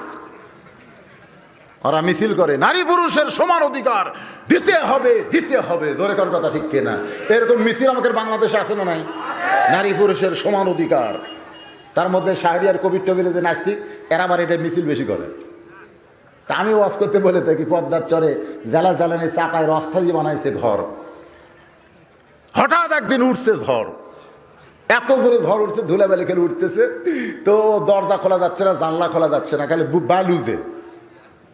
তো এখন জ্বালা বলতেছে পেশাব লাগছে গো। বউ বলতেছে ঝড় উঠছে, দরজা খোলা যাবে না, দরজা খুললে বালু আসা কিন্তু ঘর একে শেষ। তো স্বামী বলতেছে তাহলে ঘরের কোনাত করি। বউ বলতেছে বড় মানুষ পেশাব করলে দুর্গন্ধ হবে। স্বামী কয় পেশাব লাগছে তাহলে কর্ম কি রে? বউ বলতে তা কাম করেন, সমান অধিকার যখন, তাহলে আপনি আমার কান্দর চড়েন, কান্দর চড়া চাটায় কাটে একটা শুটুং করে ওই দিক দিয়ে পেশাব করেন। তো বইয়ের কান্দর ছড়ে ওই ছুরি দিয়ে কাটা এরকম শুটুং করে ওই দিক দিয়ে পেশাব করছে। 1-1 ঘন্টা পর বউ বলতেছে ঝড় তো থামলো না, আমারও তো পেশাব লাগছে। স্বামী বলতেছে সমান অধিকার তো, অসুবিধা কি? তুই আমার কান্দের চড়, শুটুং দিয়ে পেশাব কর। এবার বউ স্বামীর কান্দে চড়ে শুটুং বরাবর পেশাব করে, কিন্তু পেশাব তো বেড়া যায় না, স্বামীর বুক ভিজে যায়। স্বামী চিল্লা বলে, কে রে কোথায় পেশাব করিস, কোথায় পড়ে? বউ বলে, মরা স্বামী জানো না সব জায়গার সমান অধিকার চলে না?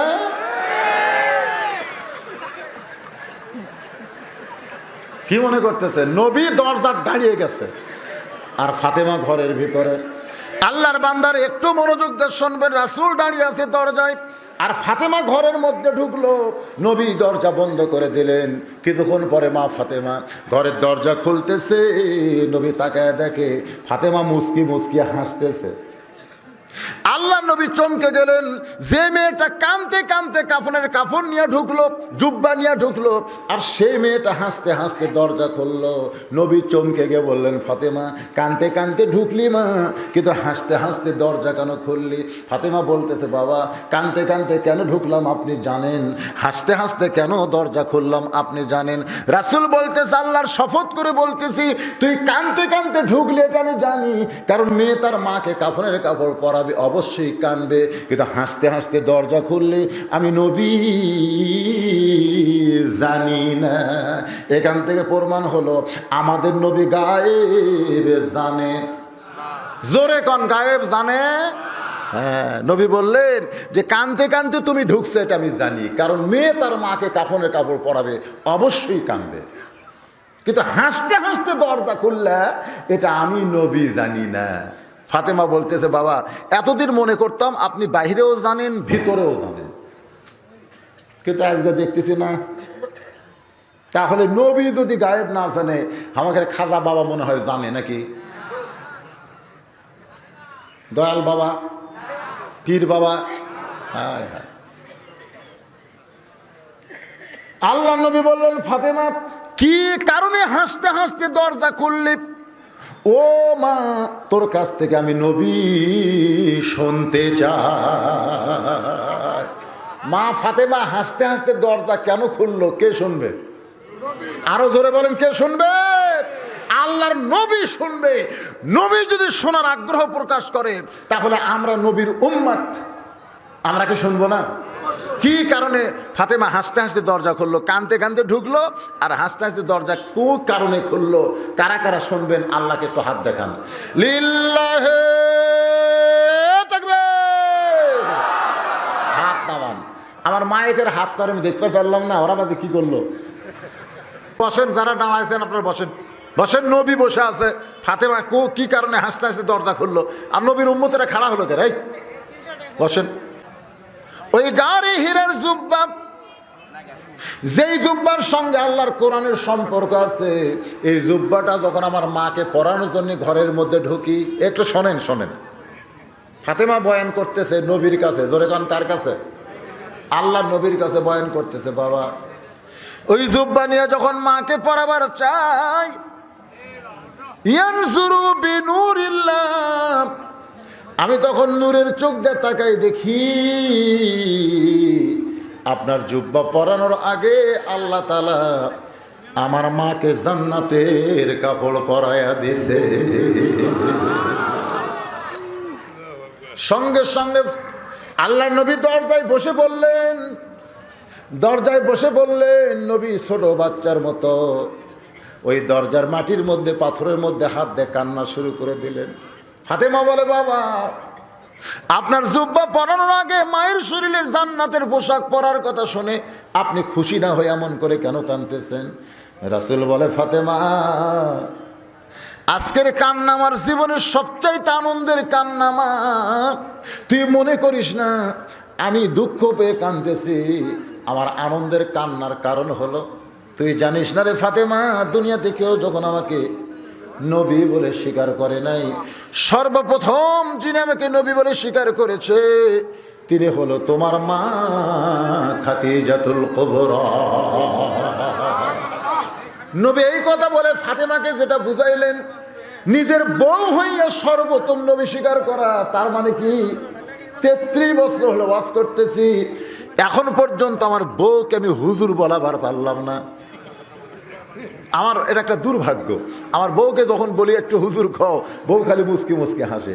না হাসো কেন? বলে হাসার কারণ হলো জনগণ আপনাকে চিনে না, তাই হুজুর কয়। কিন্তু আমি আপনার চিনি, হুজুর হওয়া এত সহজ নয়।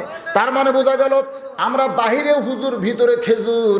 আর আল্লাহর নবীকে সর্বোত্তম নিজের বিবি যখন নবী বলেছে, তার মানে বোঝা গেল নবী বাহিরেও যা, ভিতরেও তা। এই জন্যে কাউকে না শুধুমাত্র আল্লাহর নবীকে, লাকাদ কানা লাকুম ফি রাসূলিল্লাহি উসওয়াতুন হাসানা, অন্ধভাবে একজন মানুষকে অনুসরণ করা যাবে, তিনি হলেন আমাদের নবী। ধরে কোন কথা ঠিক? নবী ছাড়া অন্য কাউকে অন্ধভাবে আপনি অনুসরণ করতে পারবেন না। বাজান গো, কবরে নামানোর সময় নবীর চোখ দিয়ে দর দর করে পানি পড়তেছে। আবু বকর বলে, ইয়া রাসূলুল্লাহ, আপনি যদি এমন করে কাঁদেন তাহলে আমরা কেমনে সহ্য করব?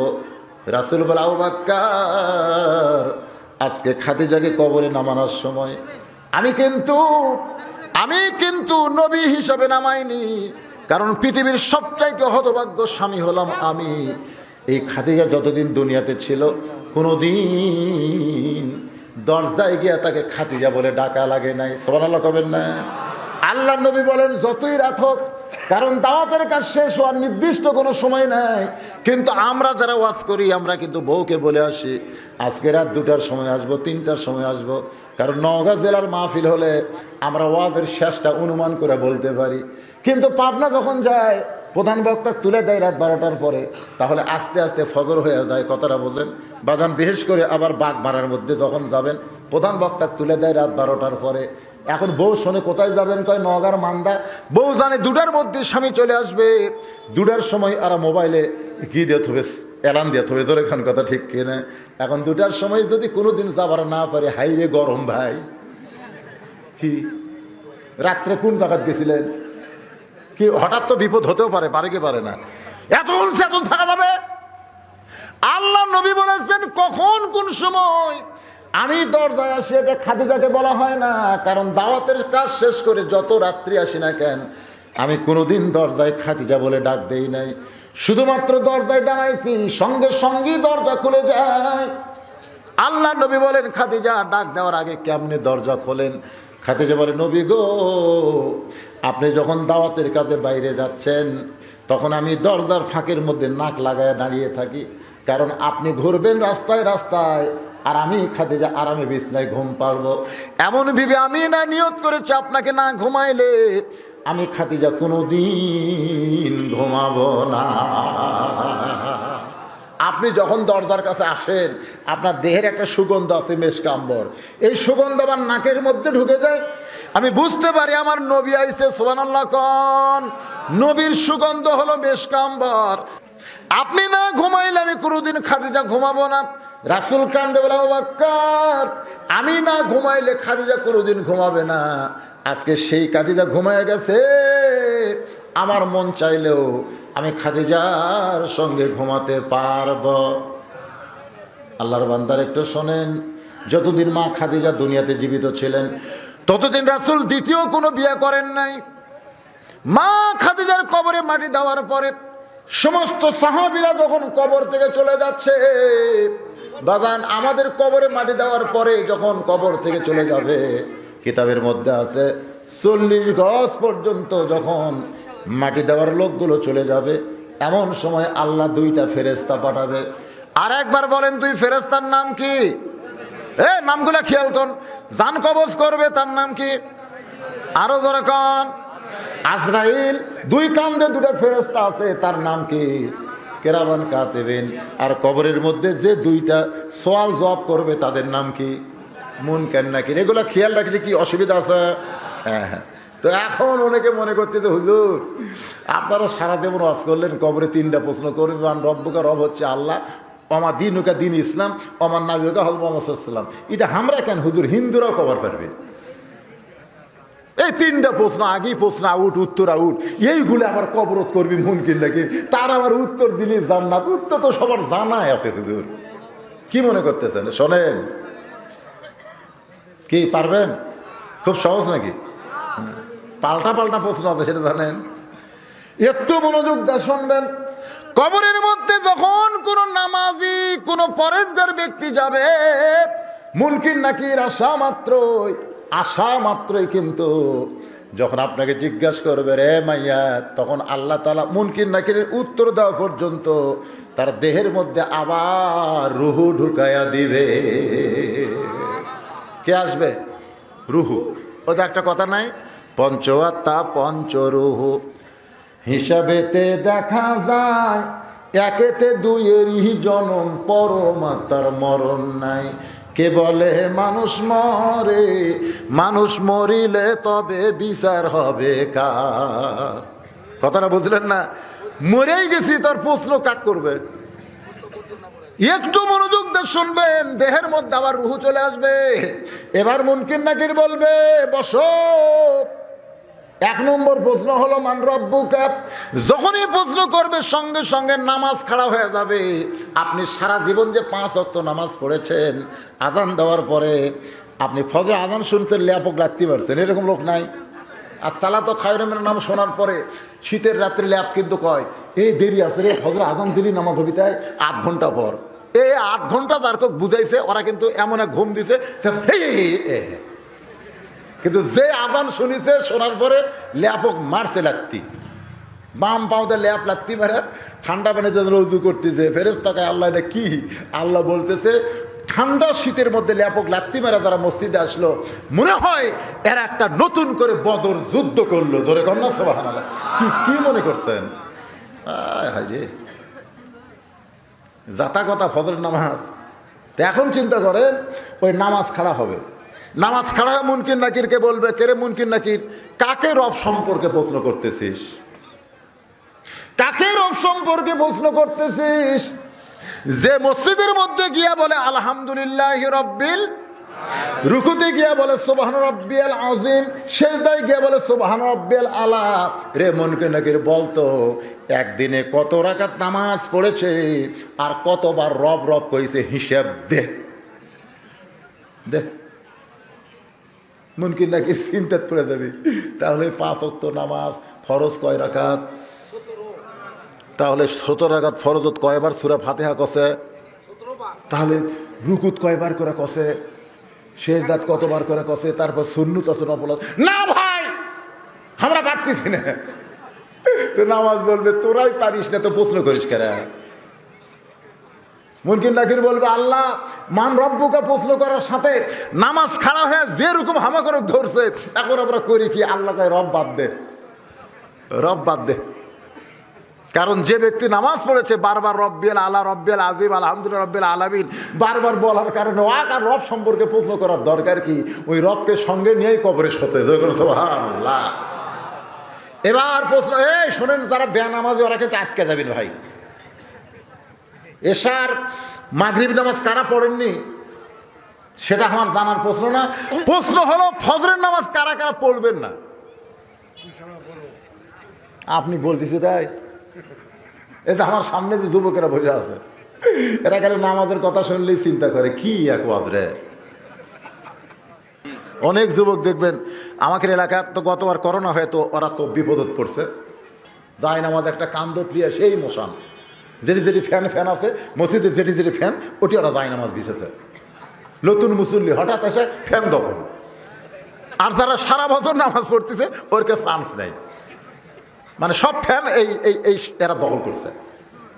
কি বিপদ! আর সেই হুজুরত বলতে, হুজুর শোনেন এই পাড়াত কিন্তু মসজিদ দুটে, উত্তর পাড়ার ইমাম সাহেব কইছে এশার নামাজ তারাবি বেতের সব মিলে 35 মিনিট লাগবে, এটা কিন্তু ঘোষণা করছে উত্তর পাড়ার। এখন আপনি কোন কত মিনিট লাগবে? তো বলতেছে ভাই কি করা যায়, কারণ তারাবি ধরেন 20 রাকাত, তারপরে এশা আছে বেতের আছে সব মিলে 1-1 ঘন্টা, তাহলে আমরা আপাতত উত্তর পাড়ায় যাই। আমাকে এলাকার মসজিদের ইমাম চিন্তা করে মুসল্লি যত বেশি হবে তারাবির হাদিয়া তত বেশি। জোরে কর কথা ঠিক কিনা? তেরা যদি সব চলে যায় তখন বলতেছে ঠিক আছে আপনারা যদি চান ওখানকার থেকেও 5 মিনিট কমে আমি আদায় করতে পারি, 8 ঘন্টা। খালি প্রথম দিনে 8 ঘন্টায় নামাজ পড়াছে, পরের দিন উত্তর পাড়ার অর্ধেক মুসল্লি লেটে যাচ্ছে। কেরে খবর কি? সেই ধরে হয়, বাতাস ফ্যান করা লাগে না, নিজের শরীরেরই বাতাস শুরু হয়ে যায়।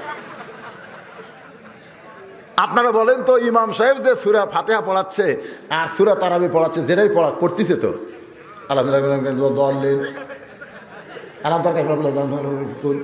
মানে এত জোরে পড়ছে 2 কান্দের 2 ফেরেশতা কলম ডাবা বাড়ি পারেনি, এইভাবে খাড়া করে দিয়েছে। আল্লাহ কয় কে রে ফেরেশতা, যে হারে পড়তেছে তোরকে কলম ডাবে না কেন? ফেরেশতা কয় আল্লাহ বুঝবারই পারতেছি না, লেখমো কি? এই তাড়াতাড়ির নামাজে আমাদের কিছু যুবকেরা মসজিদে আসে, জোরে কোন কথা ঠিক? হ্যাঁ। আর ওই 7 দিন পর জুম্মার নামাজে শেষে এসে আগে যায়। আমি তাদেরকে বলতেছি, যা করছি আজ থেকে মনে করব যে কোনো সময় আমাদের মৃত্যু হবে। আল্লাযী খলাকাল মাউতা ওয়াল হায়াতা, মনে আছে না ভুলে গেছেন? তাহলে ফজর থেকে বাকি জীবনে একটা ওয়াক্ত নামাজ বাদ দিব না, এইরকম নিয়তে কি আমরা তওবা করতে পারি? কারা কারা পারি আল্লাহকে একটু হাত দেখায়। লিল্লাহি তাকবীর। আজকে লতিফিয়া কি রে, কি হলো রে? ঠিকই আছে, সুবহানাল্লাহ খান। আল্লাহ তোমার যুবকেরা তওবা করেছে, তওবা মানে ফিরে আসা। একটু মনোযোগ দিয়ে শুনবেন। এখন বলতেছে আমার দিনুকা, তোমার দিন কি?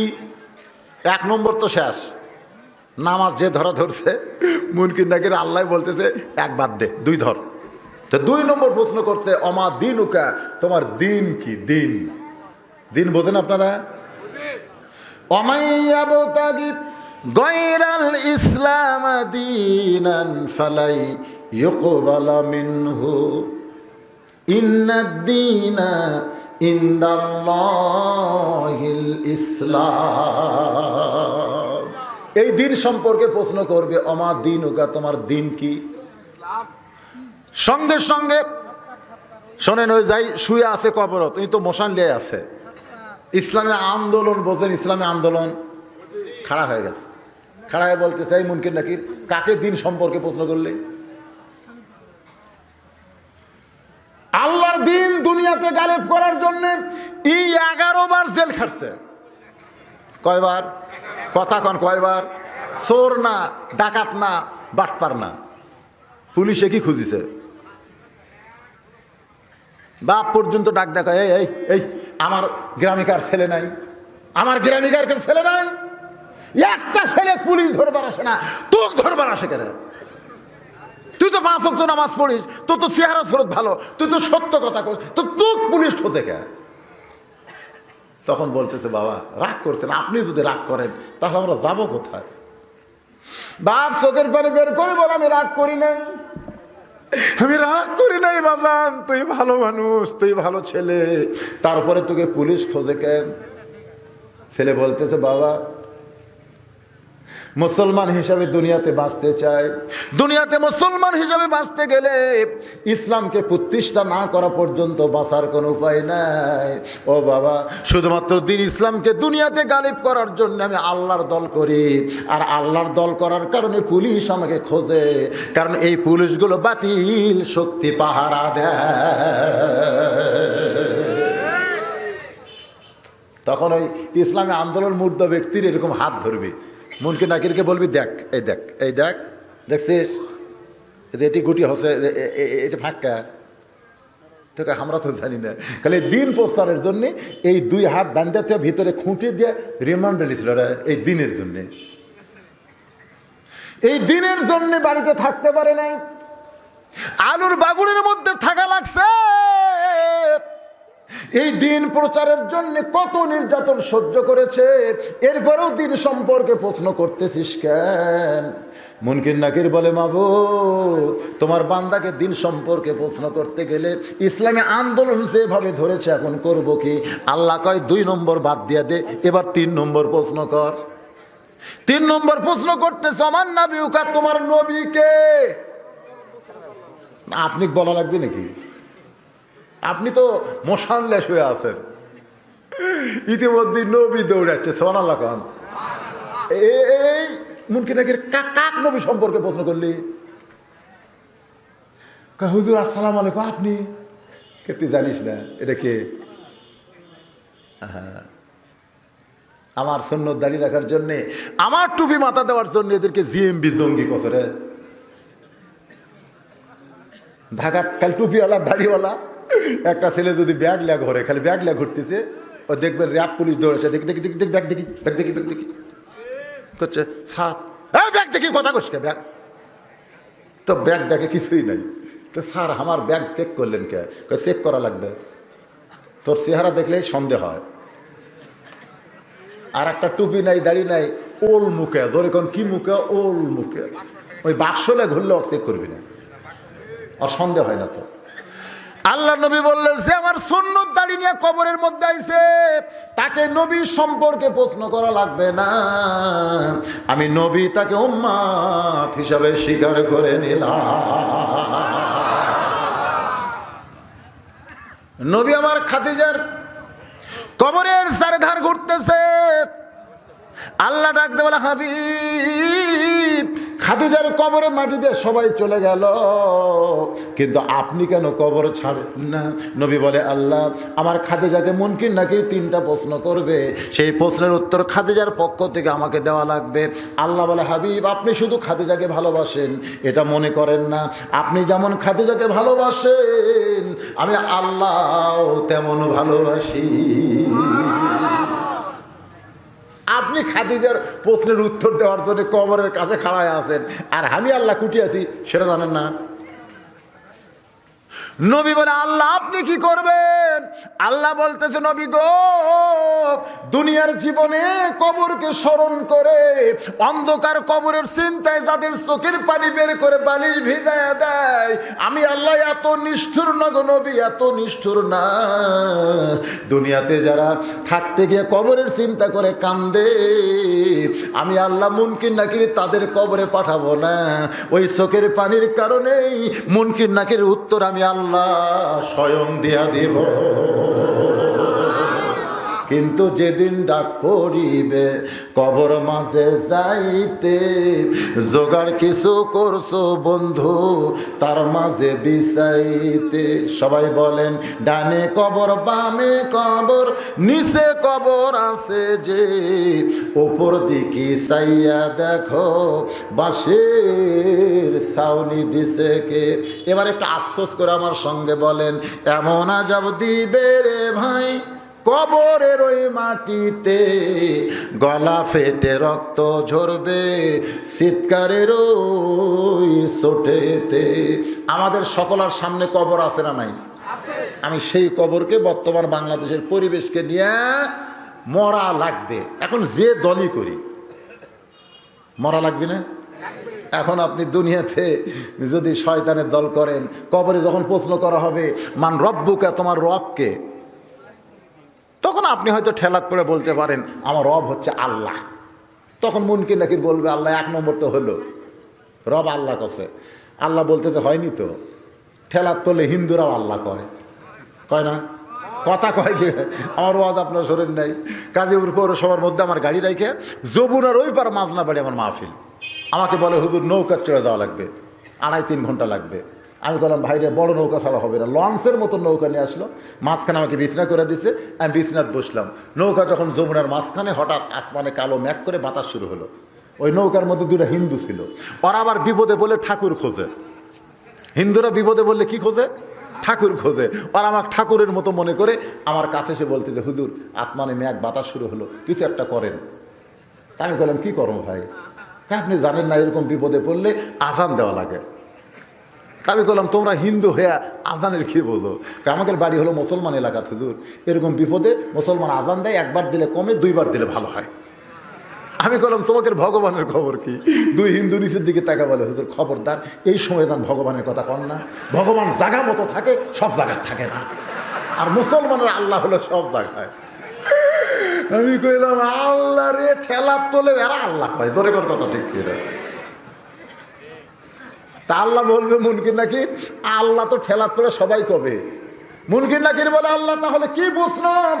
এবার আল্লাহ বলবে, রে মুনকির নাকির, তাকে প্রশ্ন কর, রব যদি তোর আল্লাহ হয় তাহলে বাংলাদেশে আইন মানছিস কার? না, প্রশ্ন করবে, তাহলে রব যদি আল্লাহ হয় তো রাস্তার কোন সাইড দিয়ে হাঁটছিস? তো হচ্ছে বাম সাইড দিয়ে। তো আল্লাহ রবের হুকুম কি? ডান সাইড। তো তুই বাম সাইড হাঁটলি কেন? রব যদি তোর আল্লাহ হয়, আইন মানছিস কার? আল্লাহর মানছেন? মানছেন? তখন বোবা হয়ে থাকা লাগবে। কি ও কি? এই শোন, তুই আল্লাহর আইন হয়তো মানবার পারিস নি, কিন্তু আল্লাহর আইন মানার জন্য যে চেষ্টা করা লাগবে সেই দল করছো। কয় না, ওরকম আমরা গাইলেছি রাজাকার কয়ে, জঙ্গি কয়ে, বলবে দিকে, ও তুই আল্লাহর দলও করিস নি, দলগুলা গাইলেছু, আর এখন ঠেলার পরে আল্লাহ করছো লাগা বাড়ি। লাগাবাড়ি। আপনার কোন ওটি লাগানোর মতো দুটা ফেরেস্তা থাকবি না? একটার চোখ নাই, একটার কান নাই, খালি সমানে বসাবি ভাই। যদি ফুলগুলো হয় অভিমানে ঝরে যায়, আমি মালা গেথে বলো কারে পরাবো। একটা গান আছে না? সে যে যখন তখন মোরে করে জ্বালাতন, এবার আসুক।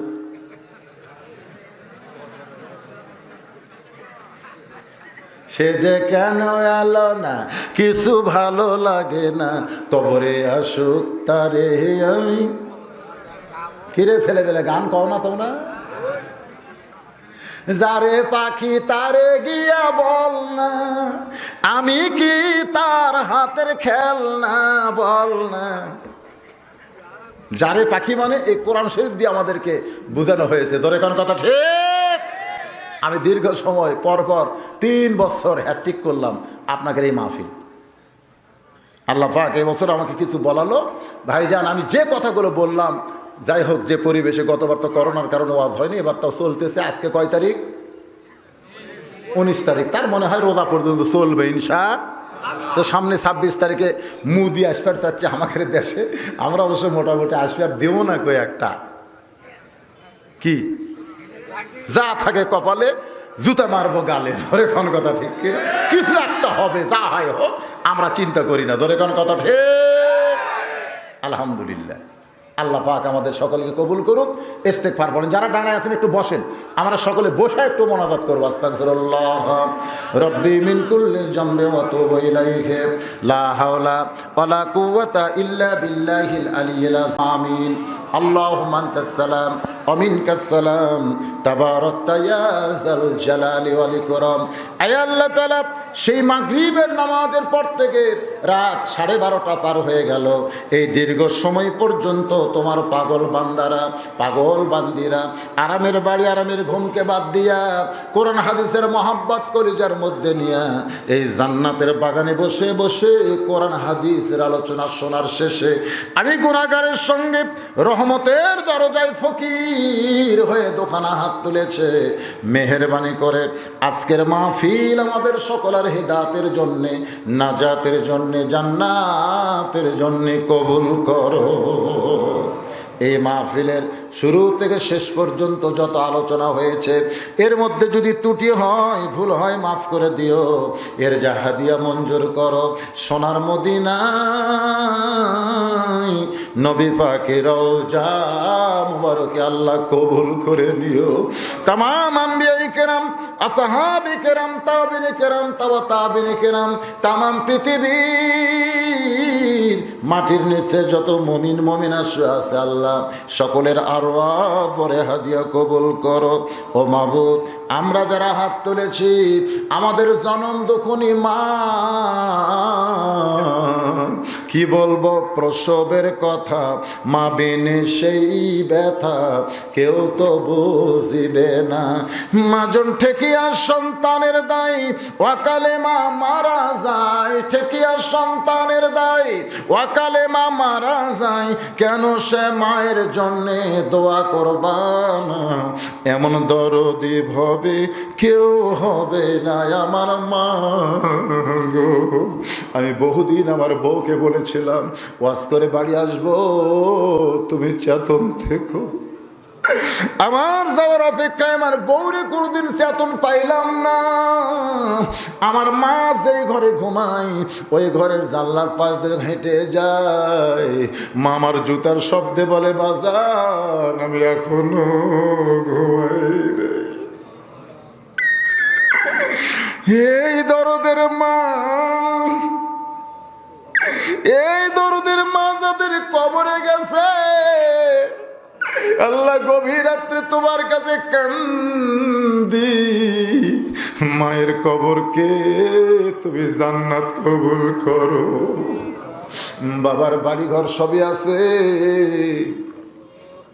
আমি সহ আমরা যারা বাবা হারাইতে হয়ে গেছি। খাইনি রে, নিজে বাবা খাইনি রে। বাবা কোনোদিন ভালো বিছনায় ঘুমাই নাই, বাবা মাটির বিছনায় শুয়ে ছেলেরে খাট বানায় দিছে।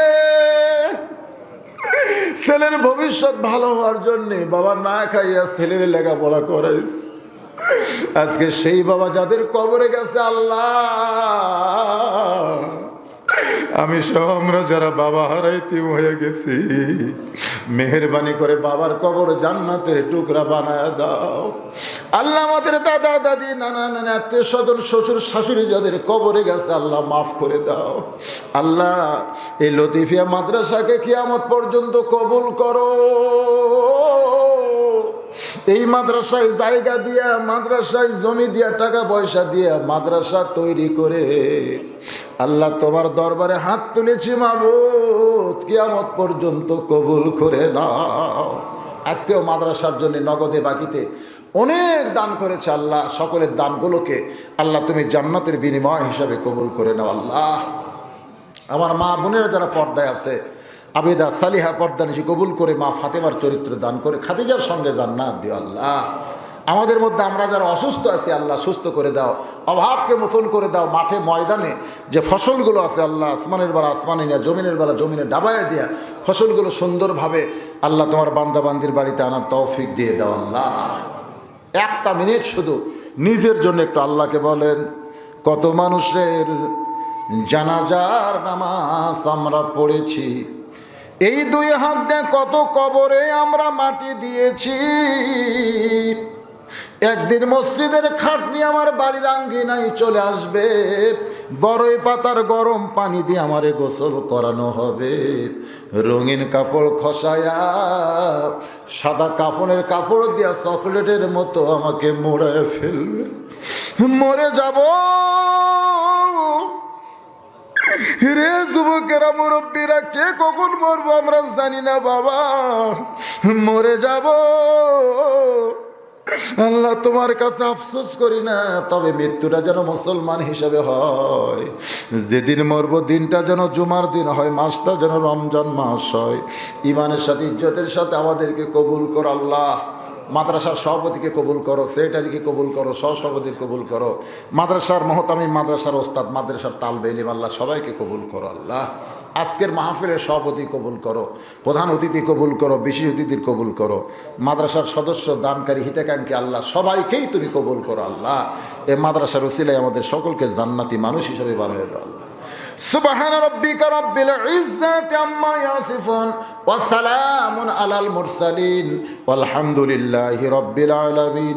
ওয়াজাল আখিরা কালামিনা ইনদাল মাউতি লা ইলাহা ইল্লাল্লাহু মুহাম্মাদুর রাসূলুল্লাহ সাল্লাল্লাহু আলাইহি সাল্লাম। আসসালামু আলাইকুম ওয়া রাহমাতুল্লাহি ওয়া বারাকাতুহু।